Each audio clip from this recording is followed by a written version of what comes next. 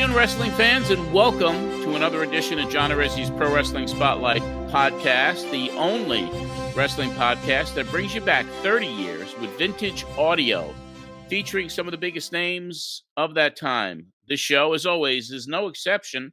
The Pro Wrestling Spotlight covered all the news stories and breaking developments that happened in real time, and now we get to relive those moments and that history right here on this podcast.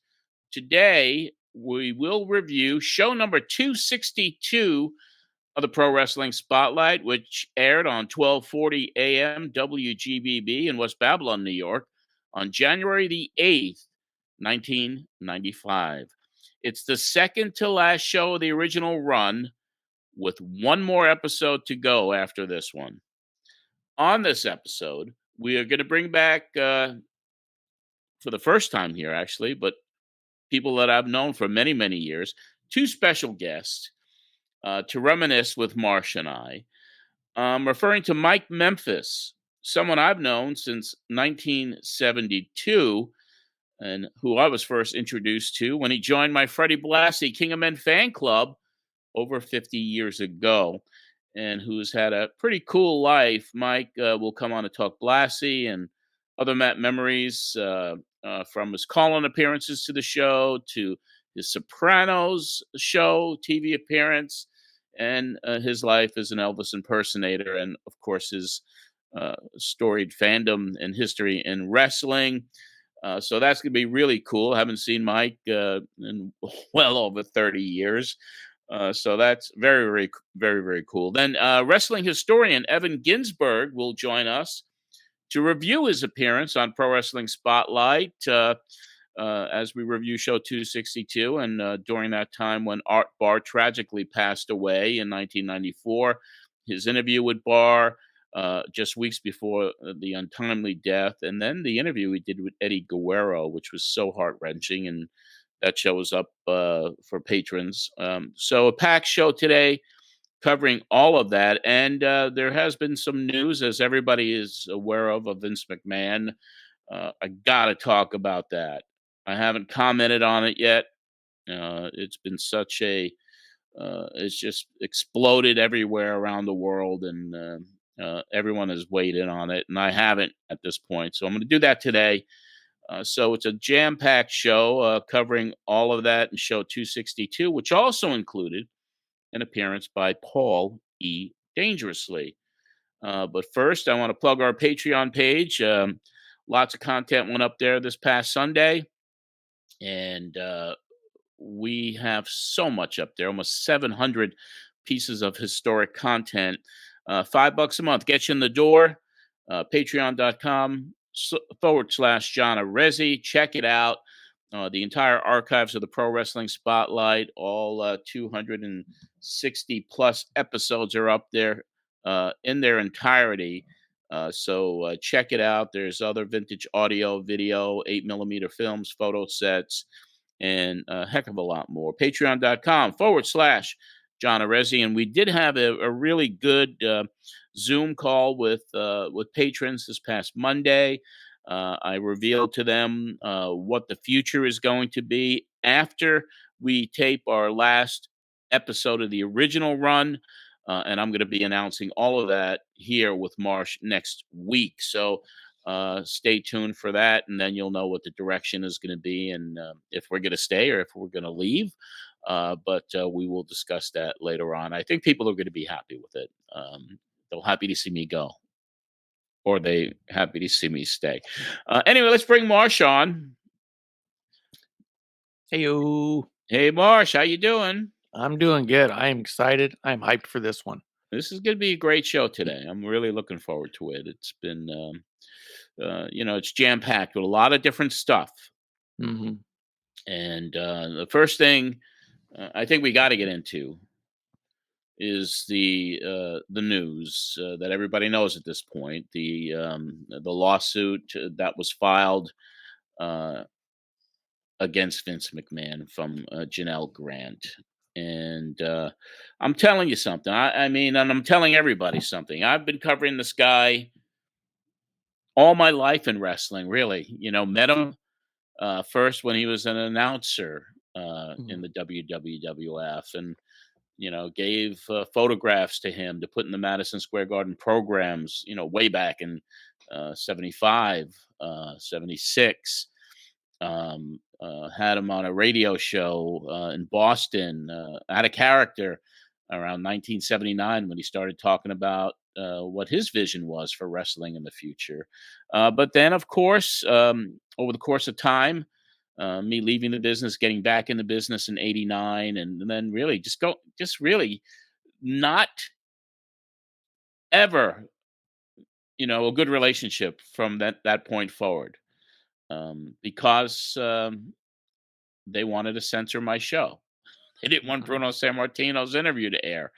And I said, no, I got to air the show because they cooperated on the very first show I did, April 9th, 1989. Gave me Jimmy Hart, and Steve Planamento was the PR person at the time. And when I refused to not air that interview, because he says disparaging things about them, that was the Yeah. end of the cooperation. And then, of course, the sex scandals, the steroid scandals, the all of that, and just the horrific things that were going on within the organization.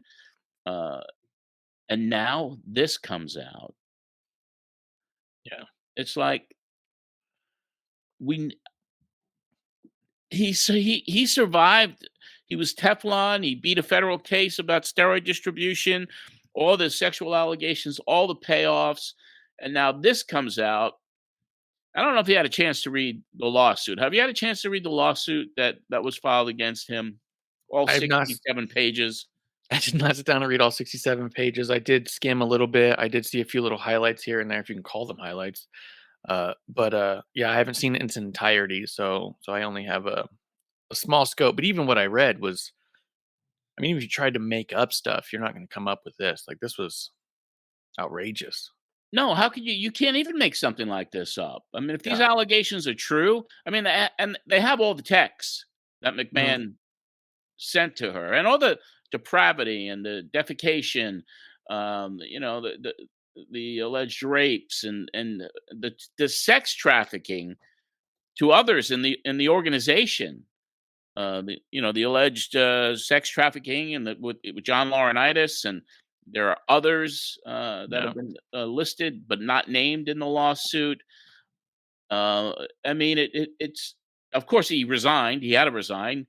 Yeah. The day the story broke, when Slim Jim, one of the main sponsors, pulled out or suspended their sponsorship, and then when they, whatever calls were made, and McMahon resigned from everything, Slim Jim came back and became part of the Royal Rumble again.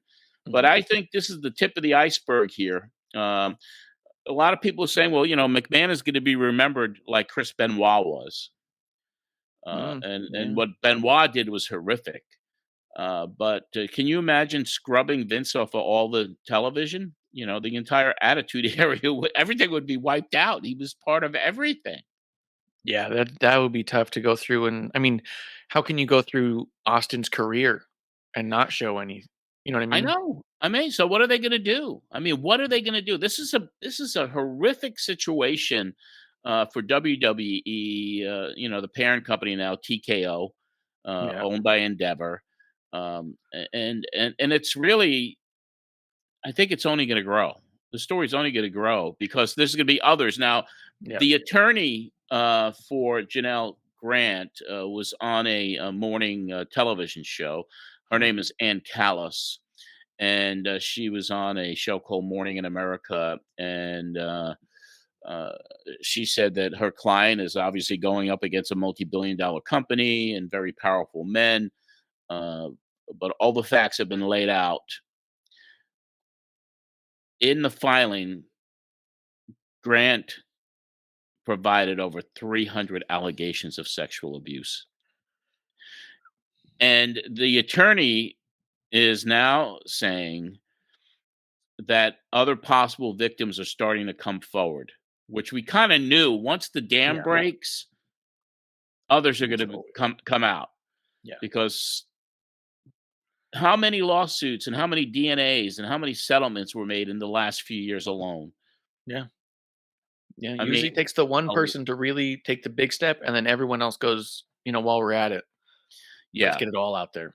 Yeah. And the attorney Callis basically said that uh, this is a quote from her, that my office and my inbox have had a barrage of people wanting to come forward to attest about the culture of corruption and other possible victims. We're just beginning now to wade through all of this, but frankly, we're overwhelmed. Mm. So, this is only the tip of Yeah. the iceberg. And how can this man show his face again? It's crazy. Like, I mean, I'm glad that the sale for WWE took place when it did, because if this was a year or two ago, there'd be a lot of wondering what's going to happen to the company in its entirety. But now the company is so safeguarded from him and his depravity that when this comes out, it was a real easy, clean. All right, dude, you're gone. And so for me as a fan of the product, that was nice to know, like, that stays on. But yeah, like you said, how does he ever pop up? Even if he tries to beat this, like, it's there's no coming back. Yeah, it still could potentially hurt the company. I For mean, sure. if there's other board members who, because they did that internal investigation, then the feds still have an ongoing investigation on them. There was a search warrant that was done last summer. Oh yeah. So if they have his computer, if they took if they took all of this, and who were the others who he was sending these explicit videos of, and Brock Lesnar's name has been mentioned, but it's just so. And I put the lawsuit up for patrons. It's up there, but you could find it publicly. Yeah. It's out there, and it's hard to get through when you read it. Yeah. All I know is, like, for 30 plus years, a lot of people are always like, well, you got a vendetta or whatever against him. I had nothing against Vince, but I just hated the way what he did to the company after his father died. After he took control of that company from his dad, and of course he blew it up. I mean, he made it what he was, marketing genius that he was.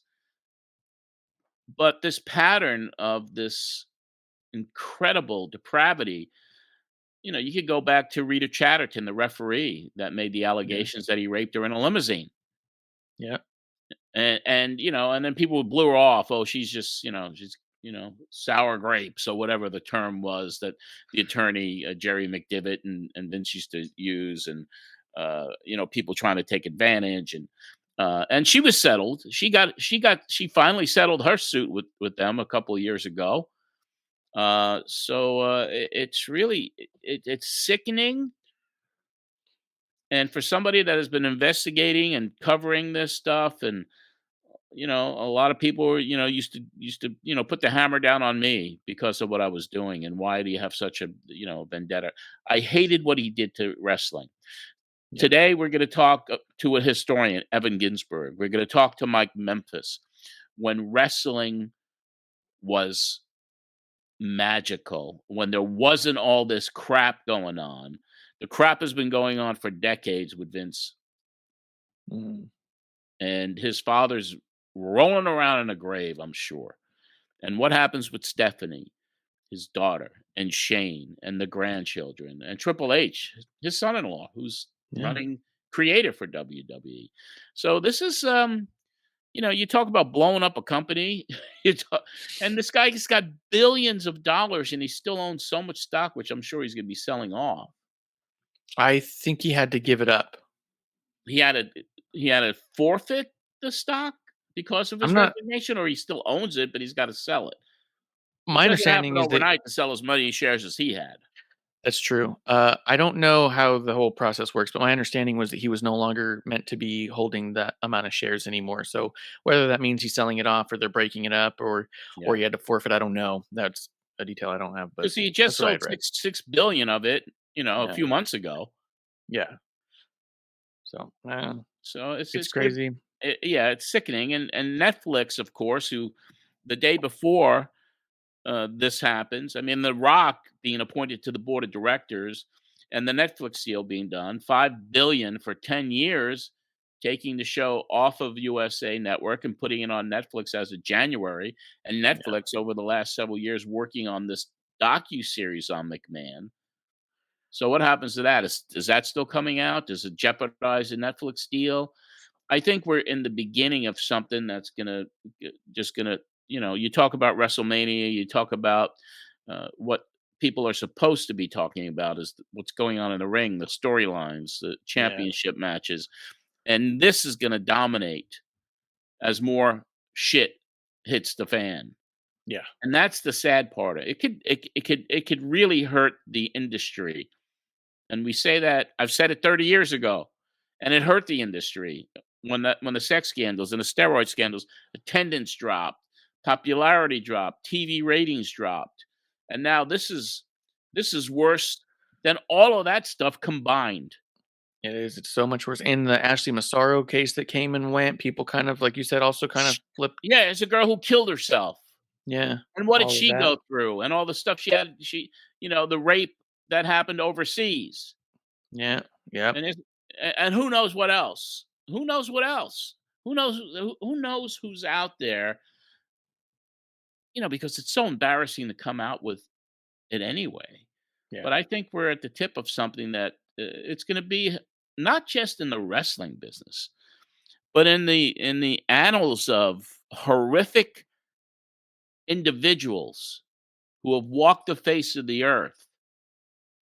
Vince McMahon and what he's done and the lives he has ruined. This is going to put him on a short list of the most notorious people in the history of this country. Yeah. No doubt. And I'm sick of talking about it already. I want to have some fun. I mean, luckily we have a bunch to have fun with today. Well, that's it. That's what we're going to do. Yeah. So I was... Go ahead. Yeah, I'll help usher in some fun. I couldn't believe it happened when it happened. Was it episode 81? So that was 25 episodes ago. So that was what? Half a year. 5 months ago. Yeah, 5 months ago. We played the episode of Mike Memphis and Paul Heyman having it out, a shouting match on the air where you were so funny, just in the studio. You're so like, I'm just sitting here. Like you audibly just did not want to be a part of it. And I scoured everywhere for him, and we were looking. I found his IMDb page. They had like a contact for like his talent agent, and I clicked on it and tried to go, and that wasn't a live link anymore. And I was like, I'm gonna find this guy, and you're like, I don't know. We even said on the show, if anyone knows him or can find him, let us know. The other day, I'm on Facebook, and all of a sudden, I see a picture of this guy with Freddie Blassie's jacket. Yeah, and I go, oh, John would like that. He loves Blassie, and I screenshot it. And I sent it to you, and I was like, look, this guy's got that jacket. That's cool. And you're all like, is that Mike Memphis? And I was like, oh, my God, it is. I accidentally found Mike Memphis, and I was like, I'm reaching out. So for me, this is exciting that Facebook just knew to get us in contact. Yeah, well, I know you were working hard on it, and I mean that, and you were able to find Mike, which is great. Because, I mean, when it comes down even to my history in pro wrestling, when I was a 14-year-old kid starting the Fred Blassie Fan Club, Mike was in it. He's been there from the beginning, and so it's really fitting that at least as we wind down this iteration of Pro Wrestling Spotlight, that we're able to reunite you guys. Yeah. Are you ready, John? Yes. To see the face of Christmas past, pro wrestling past. Yeah. Here we go. Yo, there he is. Yo, how are you guys? Good to be here. I'm doing well. I'm doing pretty well. Same as you guys. Are you still in the New York area? Are you living elsewhere? Yes, I am. I live in New York, in the city of New York. I wouldn't want to live anywhere else. I'm so glad that when my parents got married, they chose to live in Brooklyn, and they didn't chose to go, to Long Island or Jersey. I'm glad I was brought up in the city of New York, the 5 boroughs. There you go, Mike. Hey, listen, it's so good to see you. I mean, we go back a long way, a long time. Yes. I remember I'm sure you remember the Blassie Fan Club, right? 100% with the pictures on every bulletin, black and white, and the colored wallets. Yeah. And I remember everything. Sure. Oh yeah. My memory isn't that good, but when it comes to wrestling, it's better than ever. Do you still have any of those old bulletins? You know, unfortunately, I don't. They've been sold years ago. Yeah, they were. You know, everything and anything just add time to it, and it becomes more valuable. But yours was valuable as it was to begin with. Yeah. And as time goes on, it's more of a collector's piece. Yeah. Well, the Fred Blassie Fan Club, when I started it, I got the permission slip signed by Blassie in December '71. I started the fan club officially once we got I got the notification from Jeff Walton that it was Freddie's signature on the permission slip and started the club.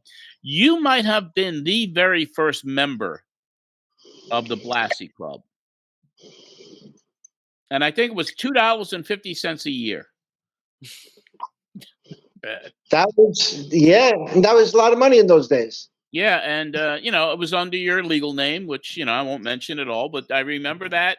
I remember the letter you wrote. I remember the cash. It was $2 or change or whatever it was, and it started. It was the first member.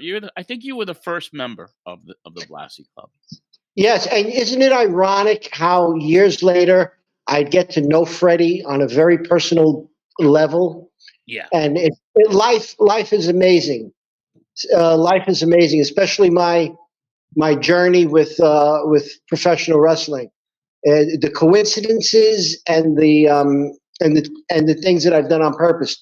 Everything just added up, and it was. I lived my dreams. I have no bucket list. I've met my idols, and and other than Elvis Presley, there's absolutely no one who has ever lived or will live that I want to meet.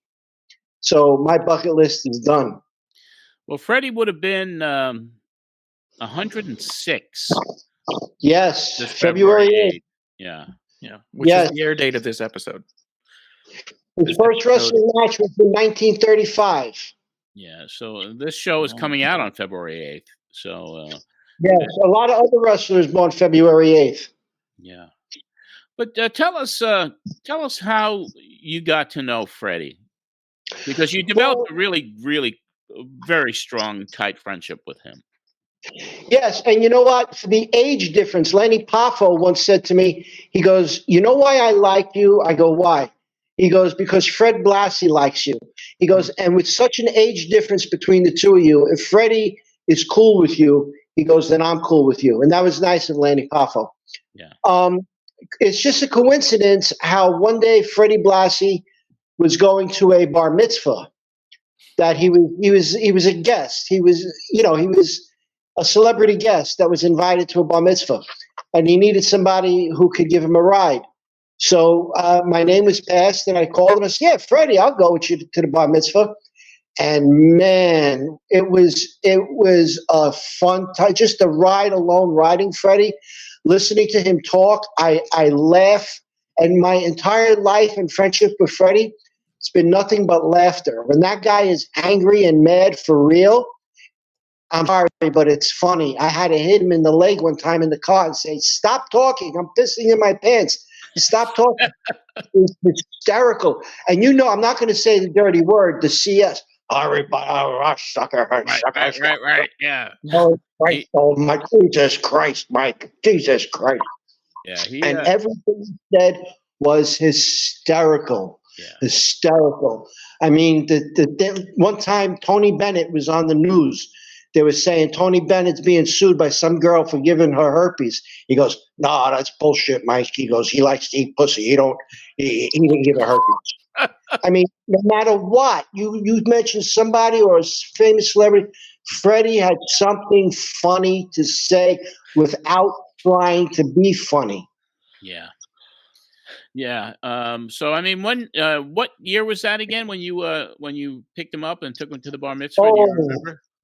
That was in the 80s. Okay. In the late 80s, because I can tell you this, I booked him for an appearance that Basil from the office called me and canceled. It was at the Statler Hilton, which was across the street from the Garden. Yeah. They had a convention. Luthez was there, David Schultz, a bunch of people, and I had booked Freddie, and they had canceled. They says, no, you can't do that one because of the bullshit and whatnot. Yeah, But yeah, you know, yeah. That he was could do. Basil DeVito, I think his name was. Yeah, and he had called me. Yeah, I remembered the basil because I'm Italian, so I remembered that. There you go. And There you go. and Freddie was just funny. I mean, he had met everybody in show business. He was a wrestling legend. He had in his basement in the bar, the Blassie Bar, he had pictures all over the wall of him. And there was a picture of him, the skipper from Gilligan's Island, on Gilligan's Island. Yes. Freddie, you did an appearance? He goes, no. Oh. And he had pictures with Bob Hope. Oh, yeah. Everybody. He met Elvis at the concert in Hawaii. Mm-hmm. Bruno met Elvis, and Toro Tanaka and Whipper Watson. Whipper Watson worked with Elvis. He was his bodyguard too. And Elvis had met Freddie had met everybody, and he was just one time I was doing a gig in Las Vegas with Burt Reynolds, and Freddie goes, tell Burt Reynolds I said hello. He's a big fan of mine, big fan. And it's true. He at WrestleMania 10, Burt Reynolds saw Freddie and got on his knees and kissed his ring. Nikolai Volkov talks about that on YouTube. He goes, I was never a fan of that actor, but when I see him respect Freddie like that, I'm a big fan now. Mm-hmm. And everybody, he was the first crossover media star. Yeah, he was on the Dick Van Dyke Show back then. Yeah. Regis Philbin, regular on Regis, Regis's finger, didn't he? His middle finger. Yeah. Mm-hmm. He was on with O.J. Simpson and his wife. I think it was called the Joey Bishop Show. He says to me when O.J. when he had killed his wife, he goes, "Yeah, my guy was on the Joey Bishop Show with his wife, the first one, the one he didn't kill." But he met them all. He knew them all. But as your friendship developed with him, I mean, you guys got really tight, and he gave you. I don't know if you know what it was, but you had a lot of his ring outfits, and you had a lot of his memorabilia. I have the pink and the blue shirts that with the pink and blue pants, and I used to wear that just regular clothes. Me not thinking what I have here is someday Hall of Fame display worthy. You know what I mean? Yeah. And here I am wearing the blue shirt and the pink shirt, and he wanted to get rid of everything. He said the only thing I didn't get from him was that belt. Remember the Pacific Coast belt? I love that belt with the black trim. I felt it. It was very light, and it had turned silver. Oh. He said, "This is the only thing that's not for sale." He goes, "It's already promised to somebody." Wow. Now, and I could tell you, I know what happened. Who bought that belt and sold it to someone, and I know who they sold it to, and it's in a storage locker somewhere. Ooh. You know, probably never to be seen again. And then whoever finds it may not even know what it is, and then who knows what after that? Yeah. I mean, they'll know it's a championship belt, but it didn't look $1 million. You know, time had taken its toll. Yeah, sure. That was the belt that Freddie had commissioned. It wasn't sanctioned, you know. Right. And he traveled. Yeah, he brought when he came in against Morales. He brought that he was the Pacific Coast champion. Yeah, like Waldo Von Erich had a belt that he used to bring in. Yeah. Freddie, was just such, and I didn't. Unfortunately, I mean, my time in the later years, I didn't really speak to him a lot. I got every letter that he's ever written me. I mean, he was always wonderful, cooperating with the fan club and getting to know him and interviewing him so many times. And one of the highlights of even Pro Wrestling Spotlight radio show was when I had a small window of detente with the WWF in 1991, right around the time of my convention. When McMahon brought us into his office and to the WWE to have this little we got to get along. All of us, we have, this is our business, and I was like, well, if we're gonna start getting along, can you please give me Freddie Blassie as a guest on my show? And in September of '91, I was able to get Fred for the first and only time for 2 hours on Pro Wrestling Spotlight. And I remember, and I do remember listening to that. I remember some crazy guy calling in, saying, because I remember Freddie's reaction, must have said something dirty about Lanny Poffo, and Freddie Blassie, oh, that guy, listen to him, shut him up. Yeah. But yeah, I mean, I just revered the man. I mean, and he's the one that really started this all for me. You know, as a young kid, I just loved him. Seeing him as a babyface in Los Angeles on the old Olympic Auditorium shows, and Dr. Mike Lano, the vice president of the fan club. Mike Lano was the VP. Mike, and I still have all the tapes. Mike used to send me cassettes, and I still have them. And then he'd send me articles to include in the bulletin. And before you know it, I made him the VP of the fan club. And then Mike invited me out. My very first plane ride was this is now 50 years ago, around this week or whatever. It was the Battle Royal, 1974 Battle Royal in Los Angeles. So I flew out to L.A. Plane ride. It was $179 round trip on United Airlines. And Mike picked me up, and we went to the Olympic Auditorium. We stayed by Richard Dawson's house. Nice. And Richard Dawson's kids, Gary and Mark, they were big, friends of Mike's, and then we went to KCOP Studios. We got to see Andre the Giant get a haircut and a dress. It's like all of these great memories, and yeah. So Dr. Mike Lano was the VP of the Blassie Club, and then Mike then formed the John Tolos Fan Club, and he won Fan Club of the Year in '75, actually, with that. So long history. John Tolos at one of your events. Yes, John was one of my favorites of all time, and the Blassie. I met so many unique people at your events that you would never have met elsewhere. I heard the Sheik Eddie Farhat. Yeah, speak English. I heard him say, "Oh, my son." Because Johnny Valiant, he says, I don't want to bother him. I said, Johnny, you got to go over and say hello to him. This may be the only time you get to see him. Yeah. So he went over to the Sheik. The Sheik was looking down. When the Sheik looked up and saw Johnny, he went, "Oh, my son."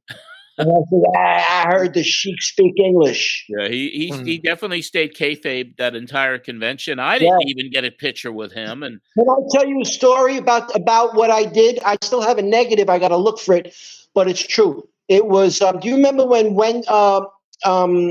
Sherry and Medusa were kayfabe in the lobby arguing and all this bullshit? That event, I bought you auctioning off Greg Valentine's robe and Moolah jacket.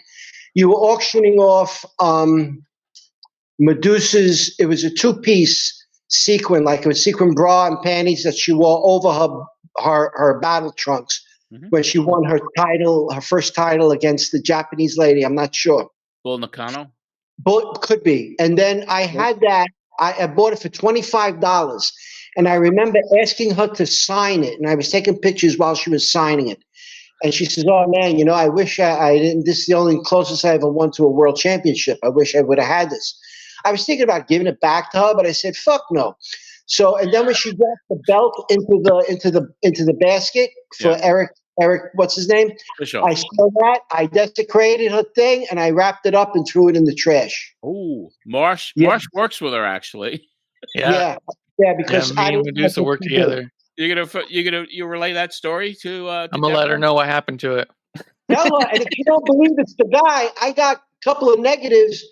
I'd have to dig them out and bring them to get developed, or just send it to her of her signing that thing, so she knows it's coming from the guy himself, the horse's mouth.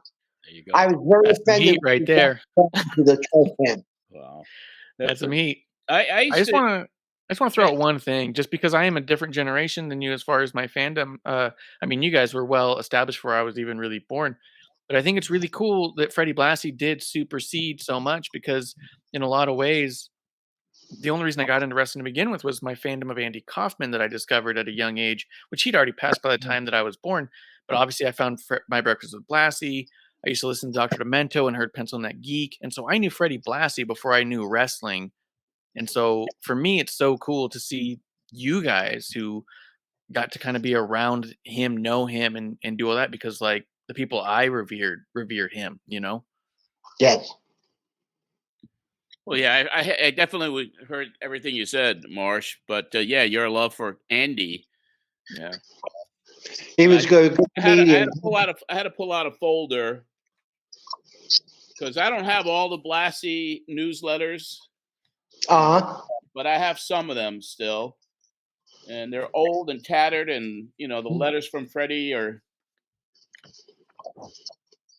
the letters I have, the postcards from Japan. I mean, the guy was just That's cool.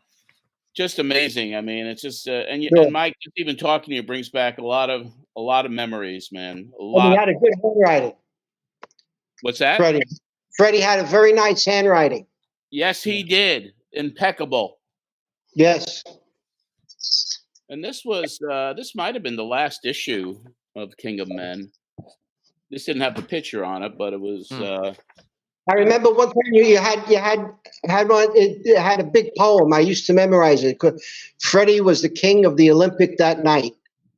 I don't know who wrote it. I wrote my. Can I give you like just 1 minute? Give you a quick Freddie poem. Absolutely. When I was a lad, I'd watch TV. I would turn to wrestling. Who would I see? A man who would wrestle, always first rate. They called him the Hollywood fashion plate. He wrestled all the big names of the day. They'd always get beat and leave the same way, with the help of the doctor or maybe their friend. Sometimes their career would come to an end. He'd chew up his opponent, then spit them out. There was only one king. There was never a doubt. A wrestling champion 5 times and again earned him the title, the King of Men. He walked and he talked. He did what he acquired the fame, the glitter, the wealth, but couldn't continue due to his health. So he acquired a stable and continued again. He took a few boys and turned them into men. Hogan and Stud, Maivia and Sear listened and followed year after year. He gave of his time, his knowledge, his fame, trying to give his wrestlers a name. He walked and he talked and he did what he felt until the day his man won the heavyweight belt. Then the day came, WrestleMania 1. He did what they thought could never be done.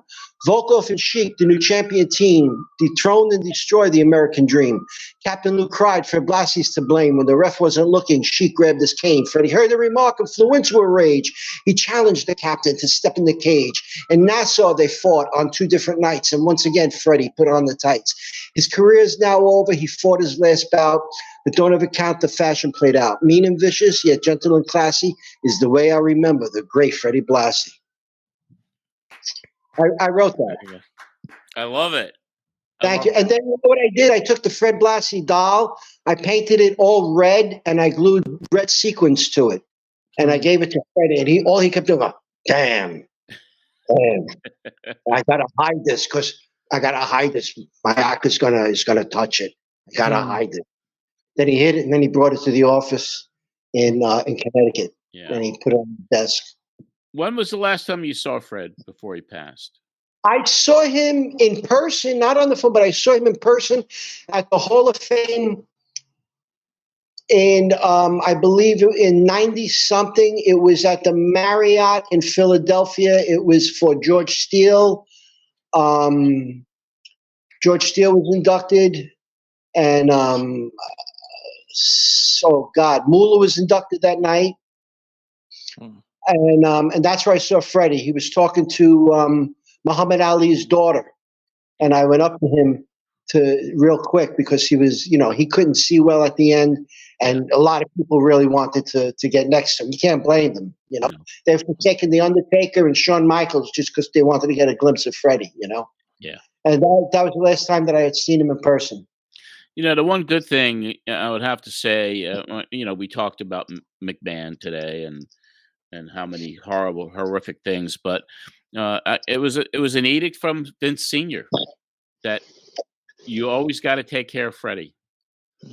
Yes. Yeah, there were the guys that helped to establish his company, and I had heard of that too. There was a few guys like Freddie, Strongbow, Gorilla Monsoon, Skolin, Tony Gurria. They were supposed to always be taken care of, and I know how Freddie was close to the McMahon kids, like Stephanie and Shane. They really considered him like a grandfather.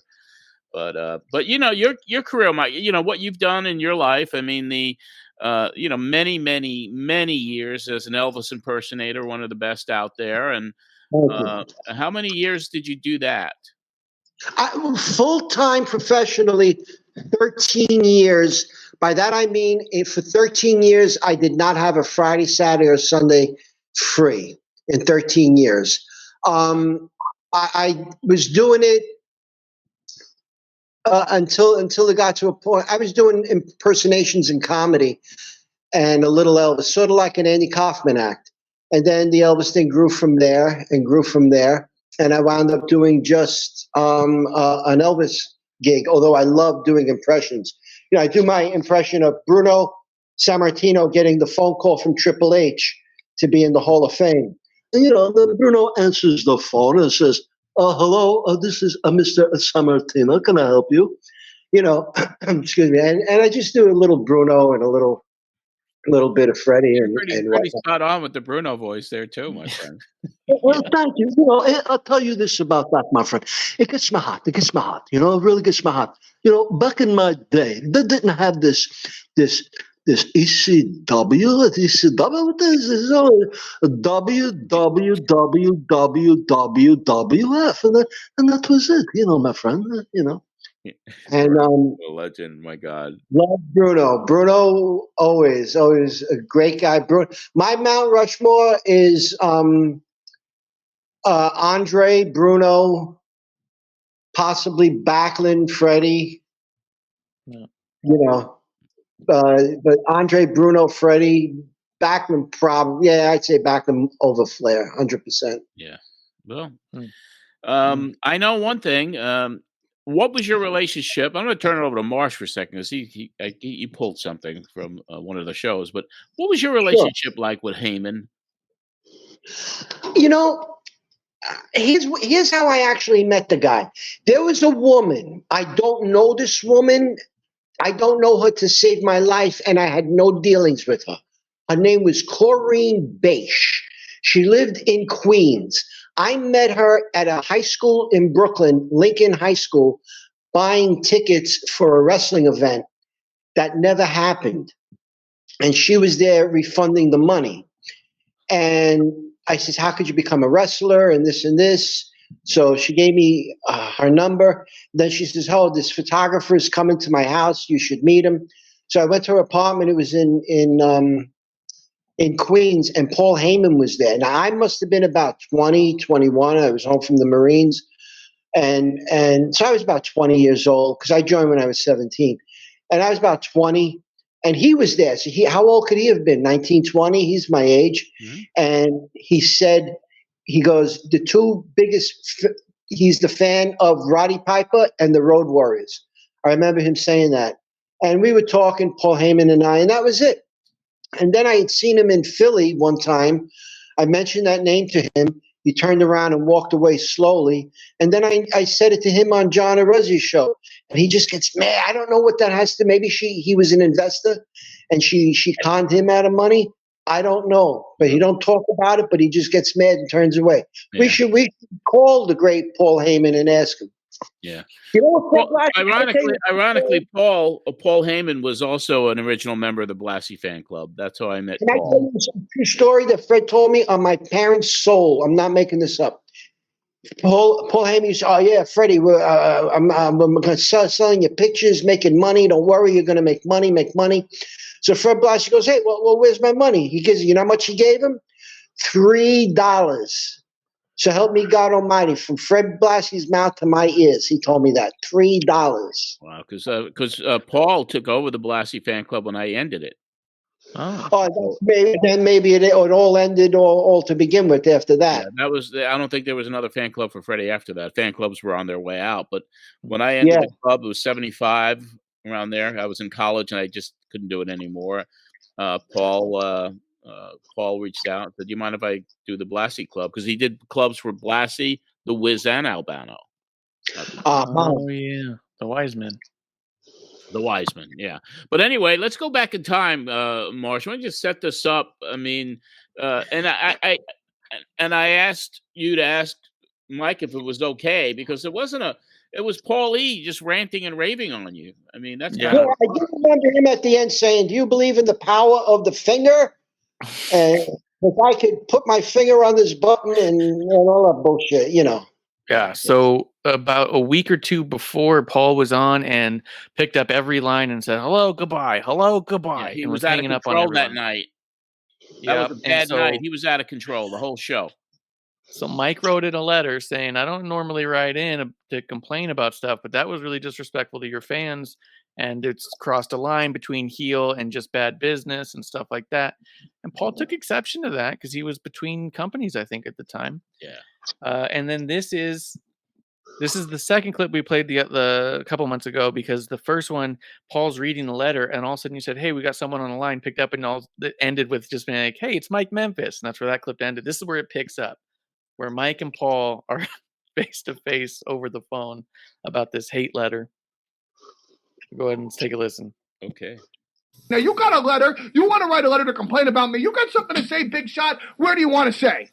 First of all, John. And No, Paul. it ain't John. It's me you're All right, talking Paul, to. first of all, I've and played... it's Paul E. Paul E, yes, sir. Thank you. Yes, sir. Go on. Paul E, I have played Las Vegas 6 times. Where'd you play? Legends in Concert. Oh, Legends in Concert. That, I'll be very honest with you. I happened to see when I was staying at the Mirage, which is one of the big hotels there. Where does Legends in Concert play? The Imperial Palace Hotel, the Legends in Concert show, Imperial- which, by the way, Yes? Mr. Paulie, I won Entertainer of the Year for all the celebrity lookalikes But in where? Las Vegas. At that crappy little prostitute-ridden hotel, that's where you want to ply your trade? How come you don't play the Mirage? How come you don't play the Golden Nugget? How come you don't play Caesar's Palace? You know why? Because you just won a $50,000... Did you do that movie where all the Elvis impersonators... There's the 3 movies already. Honeymoon in Vegas. Honeymoon in Vegas. You were one of what? 50 Elvis impersonators? You know, I'm sitting there watching the screen. Am I going to go, "Oh, look, there's Mike Memphis. He's one of the 50. That's a real impressive thing that you did. Well, listen, you're absolutely right. But how I look at it is what I grossed last year in income. Hold on. Mike, hold on. Yes, sir. John, how you doing? I'm just sitting back and Okay, listening. go on. And Paulie, It's only $20 a minute to be here. It's what I grossed last year in income. And I want to thank you, Mr. Paulie. I'd like to thank you because whether you berate me or not, I'm getting a lot of my name mentioned a lot on the show tonight. So I appreciate it, Paulie. I really do. Paulie, do you remember the first time I met you, sir? Yeah, I was probably 13 years old in Madison Square Garden. No, it was in Queens in some lady's house, Corrine Beige. Oh, now there was a real success story, Yeah. huh? I met you in there. You were there. Another winner you hooked up with. Hook up with her. I came there because I wanted to meet you. You were from the magazine. I was a fan of yours, and I still am. Well, you should be. Then why do you write letters to complain? He could have thrown me off the air. This guy might never have had me on. You could have cost me the little publicity I get in New York nowadays. Hey, why don't you call the Slammer and tell him never to write about me too? But not, of course, your publicity because You complained about me, you jerk. You wrote a hate mail about me. You said, "Let me read this to you. I got it right here. Let me open this up right here. Hold on. I want to read this to you, you Elvis wannabe, you Priscilla Presley scoundrel, little psycho. What do you call those guys that follow everybody around? The stalker. Yeah, you stalker. But listen to this. I'm not saying that about him, though. That's your opinion. If I were a caller and he berated me, fine, it's expected. He's a heel. I shouldn't call in if he's there and I don't want to be berated, but not hung up on. Don't disrespect me. Paulie's response to all this would be, "Hey," and then there's a word there that means fornication. "You, Mike Memphis, but I'm not unemployed. I made 3 movies and 3 TV commercials. So let me ask you this. If you walk down the streets or if you come into the China Club or you go to Mr. Fuji's Tropicana on a Thursday night, which is the hottest club in New York City, how many people would recognize you?" Paulie, I've been written up in the China Club no less than a dozen times in many periodicals, of which I'd be glad to forward them all to you. Wrestling magazines, not Page 6, not Linda Stacy's column in the Daily News, not Richard Johnson's column. Strike out, wrong answer. Try it again. Then don't tell me that George Napolitano used to print your pictures in the Madison Square Garden program, because nobody gives a damn about that. And I've never been in a program from George Napolitano. Yes, you have. See, you don't even know when you don't get publicity. Yes, you were. Yes, you were, you It jerk. was not George Napolitano. That's where you have your information wrong. I had a 5x7 color shot with me and Gary Coleman in the Star because I was in the China Club about 2 months ago. So I do get publicity. So wait a minute. So you go around with 3'11" dwarves who used to be on TV a decade ago. Hey, listen, I'll tell you what. Maybe I'll go into a car and hang out with Mason Reese and I'll get myself in the Star too. Yeah, you could use the exposure, Paulie. I don't need it. Hey, you want to see exposure? Hold on. Everybody stand back from the window now. Paulie's going to show you what exposure's all about. And I won't have to jump up all that high, if you know what I mean, to reach the window. See you later. Get your magnifying glasses out, folks. Oh, come on, Elvis. Give me something better. Talk about Scylla. Take a few Placidales. Come on, Elvis. That's give right, me man. Okay, Red, Sonny, give me the Percodane out of the top shelf. I can poke fun. Oh, no, hold it. No, wait a minute. Now, you just wrote a letter about me complaining that I treated people with disrespect, that I hung up on people, and here you are, an entertainer, a celebrity, a guy whose picture has been in Star Magazine, and you're telling kids to take Percocets? Painkillers? Prescription drugs? What the hell's wrong with you? I've been on Oprah, Sally Jesse, Donahue, and Geraldo. As what? As Elvis. A full hour. A full hour. So you can't even go as yourself, right? You go as somebody else's persona. No, I go as Mike Memphis, who is an Elvis lookalike, a comedian, an actor. I'm going to tell you how we can solve all this right now, okay? Do you know what they mean, and this is not a gynecological term, but do you know what they mean by the power of the finger? Hmm? Do you? Check this one out. Hello, you're on the air. Wow, okay, that's... There you go. Hey, I did see Paulie hang out with Mason Reese once at the China Club. I did. I remember it. Mason Reese used to own a restaurant in Manhattan. I don't know if he still does. Yeah, that was years ago. It was years ago, obviously. But, yeah, so that was then. And before we let you go, Mike, I mean, one of my favorite Soprano episodes. Thank you. You got whacked by Big Pussy. Yes. And Pussy was on the lam, wasn't he? He was. Well, everybody was in Italy. That was when they brought home Furio. Yeah. And they were in Italy, so he figured it would be okay for him to be out ratting. So he was with the fat guy, the rat, and trying to pass him off to me as a made guy from Dover. Mm-hmm. I'm a made guy from Dover. Here, Jersey. I don't know any made guys from. And he tried passing him off to me like that. And then he comes in. How'd you get that gig? I auditioned for it like everyone else. Yeah. Well, people thought I was juiced in or whatnot, but it certainly was not the fact. I think that David Chase wrote that after seeing me, because I auditioned for the first episode of The Sopranos. One of the guys delivering the TV with the tattoos, delivering the TV to the coach's house. And I think he saw a tattooed Elvis guy and he thought that would be good. And I think that was season 2, right? Yeah, season 2, episode 4, Commandantieri. It's when they went to Italy. And, Pussy, they didn't give him that name originally for the show. He was Sally Bump because his name is Sal Bompancero. Right. Sally Bump. But how they got that name is when Vinny Pastore, the actor who plays Pussy, went to audition. He said, I'm going to be the greatest gangster ever. And he, rings on his fingers and bells on his toes like Gypsy Rose. He went there, guns blazing. He had a full-length fur coat from his neck down to his ankles. It was so old and matted. The director looked at him and said, "Who is this big pussy?" and that's how he goes, "You can't call him that on HBO." He goes, "It's HBO. We can call him anything we want." This is. Well, you can't give him the job. He didn't even act for you yet. He didn't audition. He goes, it doesn't matter. He's only going to be here a few seasons the first season, and then we're going to whack him the second season. Look at that face. Does anything else say rat and pussy as much as that face? He's got the job. And then I said to Vinny, how does it feel to know you're the only major character from the first season who got shot off the show before they had the chance to make the real money, And quick one. I'll give you a quick one. Remember how they killed him on the boat? They shot him. Yeah. And then they put him in a body bag. They had a dummy in there, a dummy from JCPenney or whatever. They had a dummy in there. They were going to throw, but the EPA says no, you can't do that. That's not biodegradable. So what they did, this was 99 before 9/11. So they went in the van through the tunnel, Madison Square Garden. The circus was in town. They got 300 pounds of elephant manure. They pack that stuff up into hefty bags, put ropes around it to make it look like the elbows and everything. Had the big stomach. And when it's in that bag, it looks perfect. So they says to the EPA guys, is it good to go? They go, good to go. I said, so tell me the truth. I told the intern. Did it really look that good? He goes, it looked so much like pussy.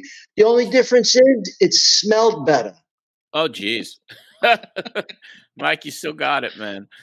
Thank you. Thank you. Thank you. Listen, this has been a pleasure. I mean, this has been wonderful. Got to do it again. Got to do it again, without a doubt. Absolutely. Yes. I'd love to do that, and let's keep in touch. And it was great. It's great to see you. You look great, man. Thank you. Regards to you, to March, to everyone. Eric Ginzburg coming up. I know Eric, a good friend of Johnny Valiant. God bless him. Yeah. And I know everybody from day one. You know, I was part of this clique from day one. And thank God we're still alive, John. We're still here. We're still here. Yeah. God bless, man. God bless. We'll talk more soon, I'm sure. It's good to see you. Yeah. All right, take care. All right, everybody. All right, thank you. Mike Memphis, what a great guest. That was awesome. Thank you. I know you worked hard on that one, Marsh, so thank you. Yeah, thank you very much. I did find the clip of him getting whacked, but we'll play it next time. Watch Mike Memphis get hammered. He got whacked. I mean, I still watch The Sopranos. I just finished it again. I watch it every year. I have to. You know, I've not seen it in its entirety. Oh! It's a thing I gotta do. What are you fucking doing? Get out of here. What's the matter with you? How many seasons is it? There's 6 seasons. That's not bad. What season are you up to? No, I'd have to start from 1. I've only seen random episodes. That's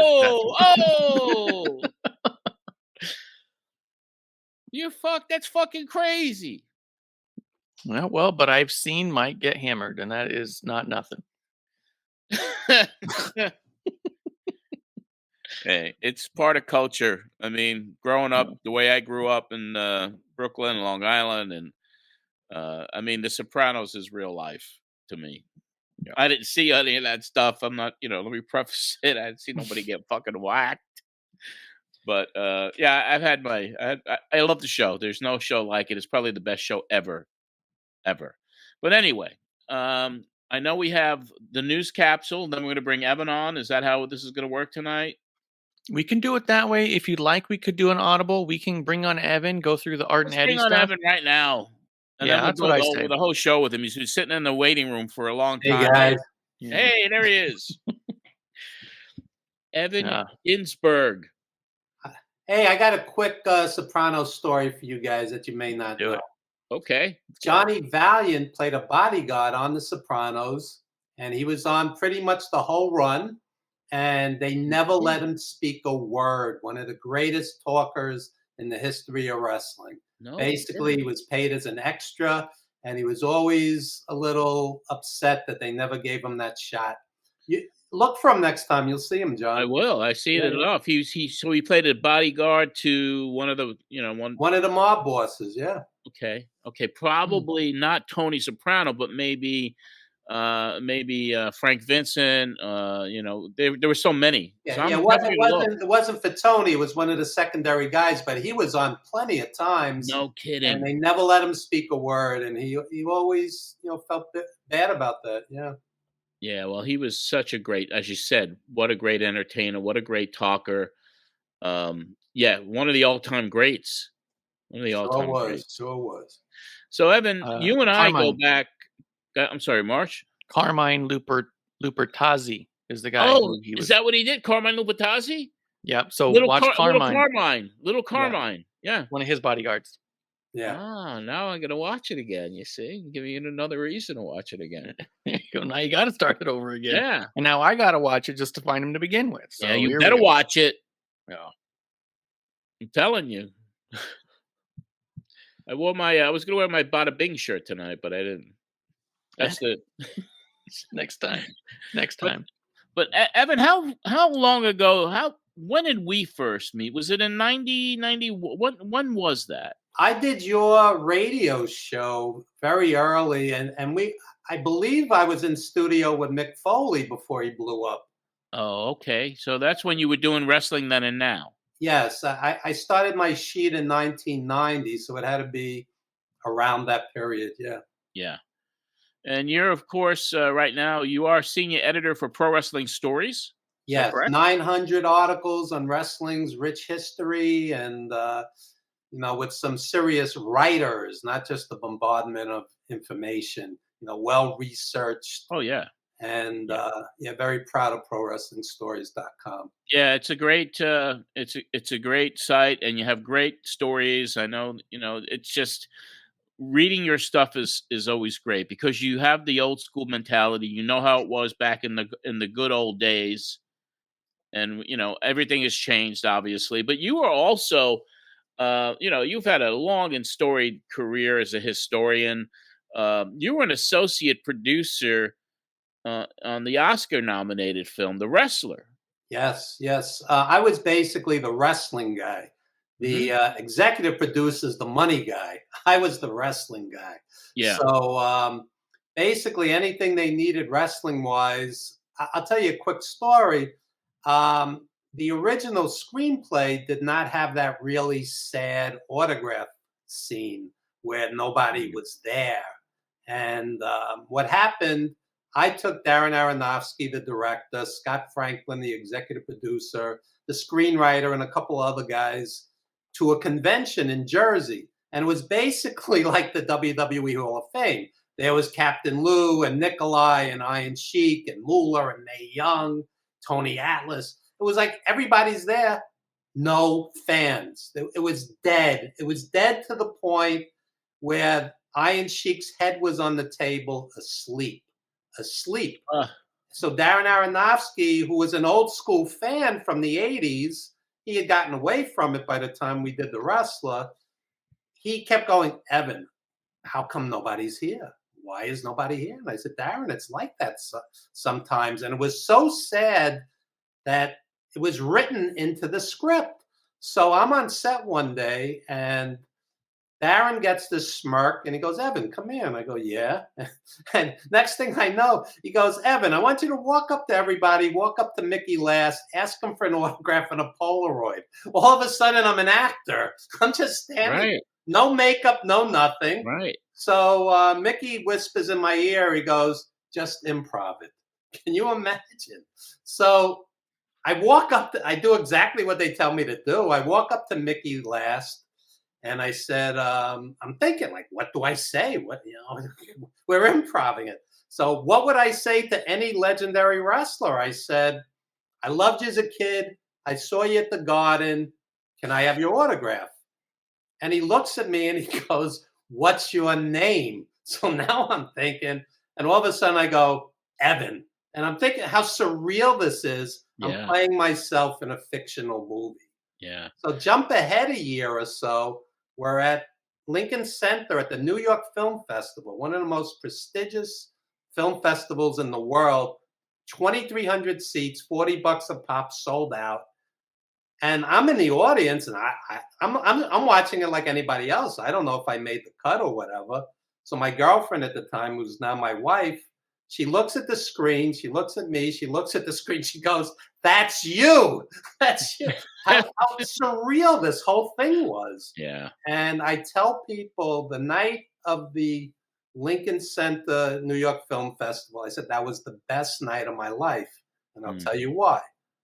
While in that audience, the scene where Mickey goes to his daughter, I'm just a broken down piece of meat. Everybody around me's crying. They're all crying.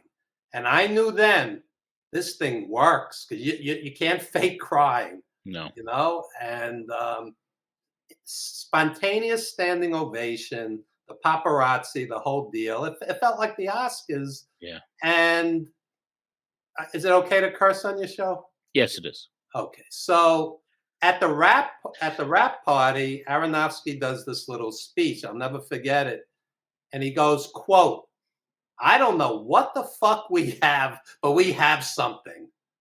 Because we knew. And Mickey's performance was iconic. Amazing. He lost at the Academy Awards. I know. But he won. He won at the Golden Globe. He won the Golden Globe, and I thought that year he was going to get the Oscar. Yeah. Because that film, and Evan, Marsh, did you see The Wrestler? Oh yeah, several times. What an amazing realism. I mean, that convention scene with nobody there, I could just picture it. You know, like I looked at it and I was like, this is exactly what freaking goes on. This is true. This is real to life. It's like they're depicting something that actually is portraying what the wrestling business is. Because we lived it. Yes. I took that to them to the convention, and nobody was there. Yeah. That was all my merch in that scene. I did the set design. I said, Darren, you need more merch on there. You know, it was like a little sparse at the beginning because, you know, at a convention, every inch of the table's filled up with stuff. Yeah. So I'll tell you something else you may not know. At that convention scene in The Wrestler, the only actual wrestlers were Manny Yarborough, who was a sumo, UFC, 800-pound sumo, and Johnny Valiant. And Johnny Valiant's head was down on the table because that's how Aronofsky remembered the Iron Sheik. He said, Johnny, just put your head down on the table like you're asleep. And it was really, that scene was devastating. Devastating. Yeah. Bruce Well, I mean, Pritchard mentioned that scene too, because Bruce mentioned that on his podcast when they first started it, he had mentioned that he was done with the business. He was never going back. That he went to a convention and he was just there by himself all day, kind of waiting, talking to his friends, and he got upset. And he even said that. He goes, "You ever seen the movie The Wrestler?" He goes, "It was like that scene. It's like I drove over a bridge and threw my gear out into the, because he still had his Brother Love stuff, threw it into the river, and that was it." I mean, he since got a new set because he ended up on TV again. But yeah, I mean, that was an iconic scene and moment and everything. Yeah, we're very proud of that film, and 100 years from now, when we're all gone, people still be watching it and, you know, crying and reacting to it. And I think Mickey's performance is Marlon Brando on the waterfront. I could have been a contender. Level great. I think it's an iconic performance. Yeah, what an iconic performance. What a fabulous film that was. And then, you know, you go and you do the documentary 350 Days, which is still like what a classic piece of history that is, in following these wrestlers around. And it's really sad to see and watch. But you were also a producer for that film. I was an associate producer on that film. Ironically, the producer was another Darren Antola, and he came to me and we had a meeting. And the whole time I'm thinking, I'm not going to do another wrestling film because you can't top The Wrestler. So he keeps talking to me, and he's like, I love Piper, I love Snooker, I love Mr. Wonderful, and like the guy was all heart, you know, regular guy from New Jersey, you know. And an old school fan, and we just shared a lot of the same, you know, passion for the old school. And you know, that was sort of the transition period when Vince first came in, and Snooker and Piper and Orndorff, before it went full circus, if you will. So I said to Darren Antola, I said, listen, we don't need another wrestling documentary. You know, you go to the fanboy's house and there's 2,000 action figures. I said, let these guys pour their hearts out. Let them pour their hearts out. And why is it called 350 Days? Because guys like Ric Flair actually wrestled 350 days a year. They were never home. Valentine told us he did about 320. Bret Hart, as champion, said he did about 330. So 330 days a year where you're not at home. So these guys, it was almost like being on a psychiatrist chair. You know, I cheated on my wife. You know, I never saw my kid graduate. And what's interesting is their reaction to the F word, fake, because they would go, my hip replacement wasn't fake. My 3 divorces weren't fake. My kid not talking to me anymore isn't fake. I wasn't there. I wasn't there for them. And so when the smoke cleared, again, we were very proud of the film, and millions of people have seen it. There's worldwide distribution through the company's name is Gravitas. And and looking at it now, a couple of years later, 5 or 6 years later, oh my God, Billy Graham is gone, Orndorff, George the Animal Steele, Larry Sharp, the Wolfman, Don Leo Jonathan, one after the other. These guys are gone. So you're preserving history, and they're speaking from the heart. It isn't minutia. It's not a shoot interview. What about that match in Atlanta on August 1st? No, this is about the lives these guys led. Sex, drugs, rock and roll, but it was not easy. No. You were in pain, you were hurt, you wrapped it up, you got in the ring because otherwise you lose your spot.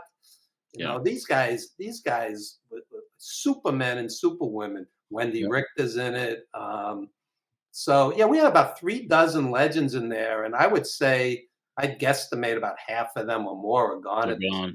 Yeah. Well, if you haven't seen the film, the documentary 350 Days, I certainly recommend it. I mean, highly, highly recommend it. So check it out when you can. But let's venture back only 30 years now. And Marsh, it's time to review the show that Evan was a part of, and let's get into that. Well, Evan was also a part of it in a very strange way because it was very indirect. He gave you permission to play parts of his show on your show. Right. Well, you were doing the light show, I think it was called, and there was a wrestling segment with Eddie Goldman. Yes. Professor, right? Eddie Goldman has since gone on to cover UFC. He got tired of what Vince turned wrestling into, and he went the UFC route. But at the time, he was a passionate wrestling fan, and we had booked Art Barr on the show, and a couple of weeks later, he died, and there was Eddie. I'll let you set it up. But well, we're going to get into a couple little. I guess we have the news capsule with Donnie Liebel. Let's talk about the news of the week, and then we'll get into Marsh. This is I turn the show over to you now because this is you're going to walk us through what happened during this time period 30 years ago. Yeah, so this is Donnie Liebel kind of catching us up with what's happened in the news that week, and I kept about a minute or two afterwards because you guys had kind of a fun conversation about an old wrestling hero of your guys's. So okay.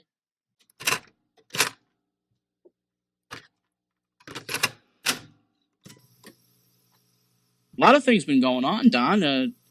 Man, we haven't had a capsule since last year, right? Yeah, that's the first one of the year, so let's get right to it. First of all, I want to wish everybody a happy new year, and we are back here with the capsule, and leading things off, well, we're going over to the Orient. Japanese wrestling fans were treated to New Japan Pro Wrestling's premier show, Battle 7, the annual lineup presented in the Tokyo Egg Dome. Now, a crowd of 62,500 witnessed their mat icon Antonio Inoki, as he has done throughout his career, come away winning the focused match. It was in the BVD martial arts tournament held this past Wednesday in the Dome that Sting advanced to the finals by getting kickboxer Tony Palomore to cry uncle after slapping on his Scorpion finisher. Inoki and Sting met in the finals, which was then, by the soon to retire Inoki, he had suplexed Sting and then pinned him in around the 10-minute mark. So once again, Inoki comes out the winner in the big show. Other significant contests involving Americans booked on the 14-match card were the IWGP tag belts, while they remain with Keiji Muto and Hiroshi Hatse as they downed the Steiner brothers. Road Warrior Hawk with Animal in his corner pinned Scott Norton, and Sabu teaming with Masa Chono, well, they came out ahead of Tatsumi Fujinami and Junji Harata. So Sabu making a big splash on his first big show with New Japan. Turning to Smoky Mountain Wrestling, they had their TV camera taping last Monday in Tennessee. More or less, it was the Eddie Gilbert show. Among the highlights saw the return of Hot Stuff as he challenged and defeated Ricky Morton. Later in the show, in tag action, the Rock and Roll Express won by DQ over Hot Stuff and his bodyguard partner, calling him Unaboom. Also, Gilbert and Unaboom co-won a Royal Rumble. Now, on SMW's January 28th card in Knoxville, they are promising Dirty White Boy Tony Anthony putting up his SMW title against Jerry the King Lawler with Buddy Landell as the guest timekeeper. Also, Jim Cornette will be in the Heavenly Bodies corner for their match opposite the Gangsters. Well, tomorrow night, live on the USA Network at 9 p.m., the World Wrestling Federation will be celebrating its 2-year anniversary Monday Night Raw show. They'll be live from the Summit in Houston, Texas. Now, in the semifinal main event to the Razor Ramon Owen Hart Intercontinental Battle, yes, viewers will be treated to a tuxedo match involving ring announcer Howard Finkel and manager Harvey Whippleman. And William Shatner, Captain Kirk of Star Trek fame and star of USA's new series Tech War, is expected to be at the telecast, as well as Bret Hart being on the King's Court. Well, the Honky Tonk Man, as you may or may not know, is no longer with World Championship Wrestling. He was at Starrcade in Nashville last month, but did not wrestle due to what we've been told, a discrepancy in booking with his planned match with Johnny B. Bad, and in not getting a contract he felt was more in the ballpark than management was offering. Now, Honky, who published reports state had been making a nightly guarantee of $1,000, has contacted independent promoters for bookings already, so he is definitely gone. And just what happened to the proposed cruiserweight tournament promised by WCW? Well, agreement on what talent should be brought in from outside the United States is supposedly the major roadblock from getting this thing underway. Brian Pillman is said to be the center figure of the title tournament once it gets in motion. Some final notes. Freddie Blassie, the legend, was the guest ring announcer on the WWF's December 30th card in San Francisco. Now get this, yesterday Jim Crockett's NWA TV show did not air as scheduled as it does each Saturday morning in Dallas, and on the hotline at the Sportatorium they were calling for the program to be on TV, so there may be some problems there. Robert Q. Harmon as Buddy Landell's agent in SMW. Well, some of you older fans may remember, in the early 1970s, he was billed as Beautiful Bobby, and he was managed by the Grand Wizard and aligned himself with Jimmy Valiant and the Black Demon. Welcome back to wrestling, Mr. Harmon. Also, Jim Ross was rehired by the WWF. Won't be doing much announcing, mostly producing television and working in administrative capacity with booking. And finally, from the PWS files this week in wrestling history, it was 6 years ago this coming Tuesday, January 10th, 1989, in Rochester, Minnesota. The Destruction Crew, Wayne Bloom and Mike Enos, won the AWA Tag Team belts by defeating Greg Gagne and Paul Diamond in the tournament finals. For the Pro Wrestling Spotlight, I'm Don Labble reporting. Capsule time, 1:16. Yeah, Donnie, a lot of things going on. And a lot of things happening, yeah. Johnny, remember, can you believe it, Bobby Harmon Beautiful Bobby. back in wrestling. I'm sure you saw him many times when he was up in Boston, when he was with the Wizard up there. Yeah. And, some people just never forget him. Never forget him teaming up with Jimmy Valiant, Handsome Jimmy, and Beautiful Bobby back in 1971. And didn't they have the match against Strongbow? It was Strongbow and Valiant against the Demon, Black Demon, and Harmon when Jimmy Valiant turned heel. On Strongbow, yeah. Yeah. That was everyone always used to turn on Strongbow back then. I wonder if they're still turning on him now. Yeah. Bada boom. It was fun, but I got to know Bob Harmon when I was attending college up in Boston, and he was a great guy, very close with Ernie Roth, the Grand Wizard, and took a bunch of publicity shots for them up in the Boston area for the WWF offices at that time. Interesting to say that at this point in my career, but he was I can't believe he's back in the business, first of all. It's after all these years, all these years that talking about 18 to 20 years. Yeah. That he's done anything. Yeah. Fascinating to always listen to those, Beautiful Bobby. I loved the character. It was great. And the long flowing robe, the blonde hair, the glasses, and him and Jimmy Valiant. It was pre Johnny V, obviously, but Jimmy was just starting to become a little flamboyant. Beautiful Bobby was totally flamboyant. The Wiz with them was great, and he was one of the promoters up in the New England area for WWF, and that's how I got to know him and Ernie back in the day. Good memories, man. And that was great to hear. Do you know if Bobby Eaton took any of Beautiful Bobby from Harmon? Well, Harmon used it first, so yeah. Well, yeah, but I'm saying because Nature Boy was basically the same. Buddy Rogers, yeah, Nature Boy. That's what I mean. Yeah, and Nature Boy, Buddy Randell too, yeah. Yeah, but they all did the same kind of robe and same sort of attitude. I mean, Ric Flair took it up a notch, but they all kind of did it similar. Was Beautiful Bobby Eaton at all like Beautiful Bobby Harmon? No. Bobby Harmon used to wear the he had long flowing robes. He had feather boas, and it was almost like a Gorgeous George type of character back then. Huh. All right. Evan, any Bobby stories? You know Bobby? Bobby Eaton, I knew, and I tell people to this day that the Midnight Express was the greatest tag team of all time. It was a perfect combination because Bobby was a great technician and not a great talker. So you know, you had this great manager that could speak for them, and they were tremendous. Night after night, I'd see them with the Rock and Roll Express in Philly for the NWA, and just unbelievable matches. Wrestling elevated to art. Great matches. I find it so weird nowadays that managers aren't utilized better because they have more money now than ever. Is really the point, right? Because like back then, I mean, was it Vince's argument that Freddie Prinze said was, why would I pay for 4 guys to have one match? Which is why he doesn't like tag team wrestling. You know, I'm paying 4 guys for one match and I could pay 2 guys for a match, right? So I understand the territory days being a little more tighter on money, right? And houses and how do you split it, right? But here's the Midnight Express. You're paying 3 guys on one side, maybe 3 guys on another side, but they're bringing in a ton of money. Where nowadays they put someone with a manager and it's kind of like until we can get them talking on their own. And you're like, but why bother getting them to talk on their own? If you have somebody who's getting the attention, you have the money to pay 2 guys now, you know? Yeah. Vince Sr. was the guy that really knew how to use the managers. And and all the heels had him. Blassie, Albano, and the Wiz, and even predating them, Tony Angelo. Even Bobby Davis and Wild Red Berry. There was classic managers, but you know, I believe there should be integrated today. I mean, a good mouthpiece gets the boys over. Yeah, some of these guys just can't talk today, and the stilted, scripted promos that are handed to them to memorize. No spontaneity. Yeah, I mean, they're geared towards 8-year-olds that fell on their heads as babies. There you go. I mean, yeah, a guy like Paul Heyman or Jim Cornette, or you know, or Heenan, who's gone now, obviously.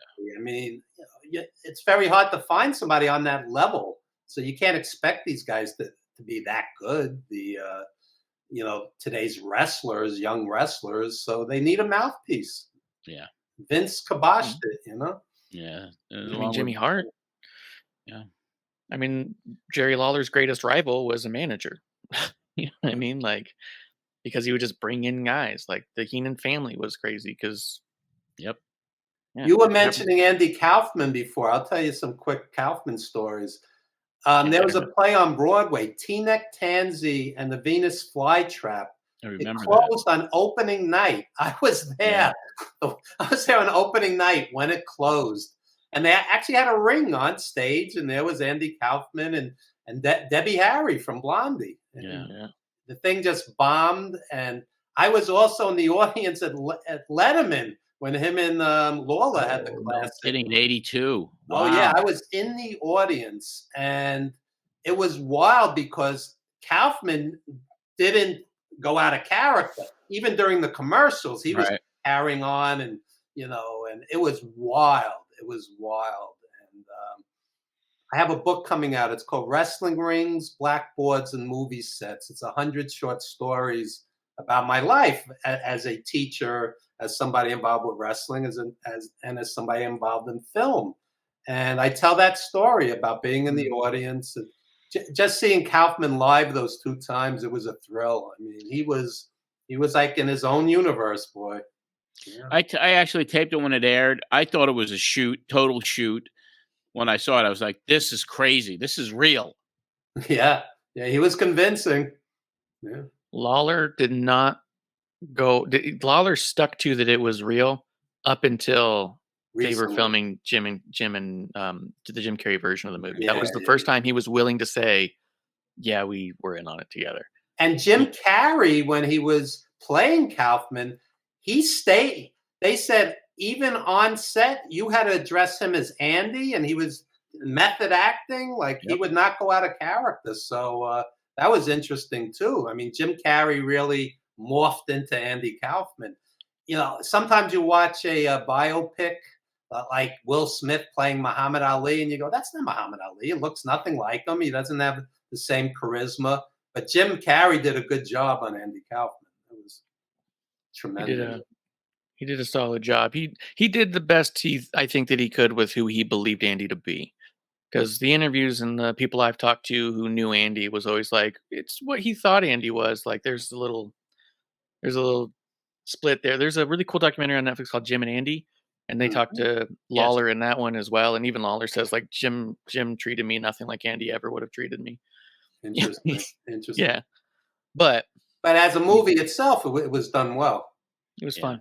It was cool. And George Shapiro being a big part of it. Two favorite Andy. I mean, I'm from Hollywood, the documentary, and of course, My Breakfast with Blassie. Yeah, classic. I still have the VHS tapes of those and the Carnegie Hall performance as well as the DVD because I can't get rid of something if it's Andy. I used to have a Uncle Andy's Funhouse T-shirt that was printed by Lynn off of his original screen press. Got taken away in a storage unit one day. So, but that was one of my big ones. But yeah, I can never get enough Andy stories or collectibles. So I still have the playbill from that. I have all my playbills. Really, that's incredible. Yeah.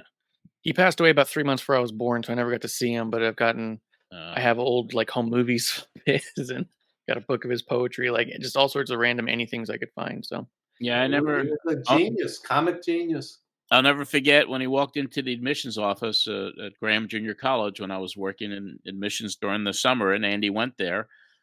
And I've told the story before, and he came to get his college transcript, and I was I was fortunate enough. He wanted a tour of the college, and I gave him one. And when I told him, about I did a pro wrestling talk show in college, and Freddie Blassie, I mean, he just lit up. My goodness. I mean, that was one of the most memorable half hours of my life, being to walk around with Andy Kaufman across Graham Junior College's 3 little buildings that we had at the time.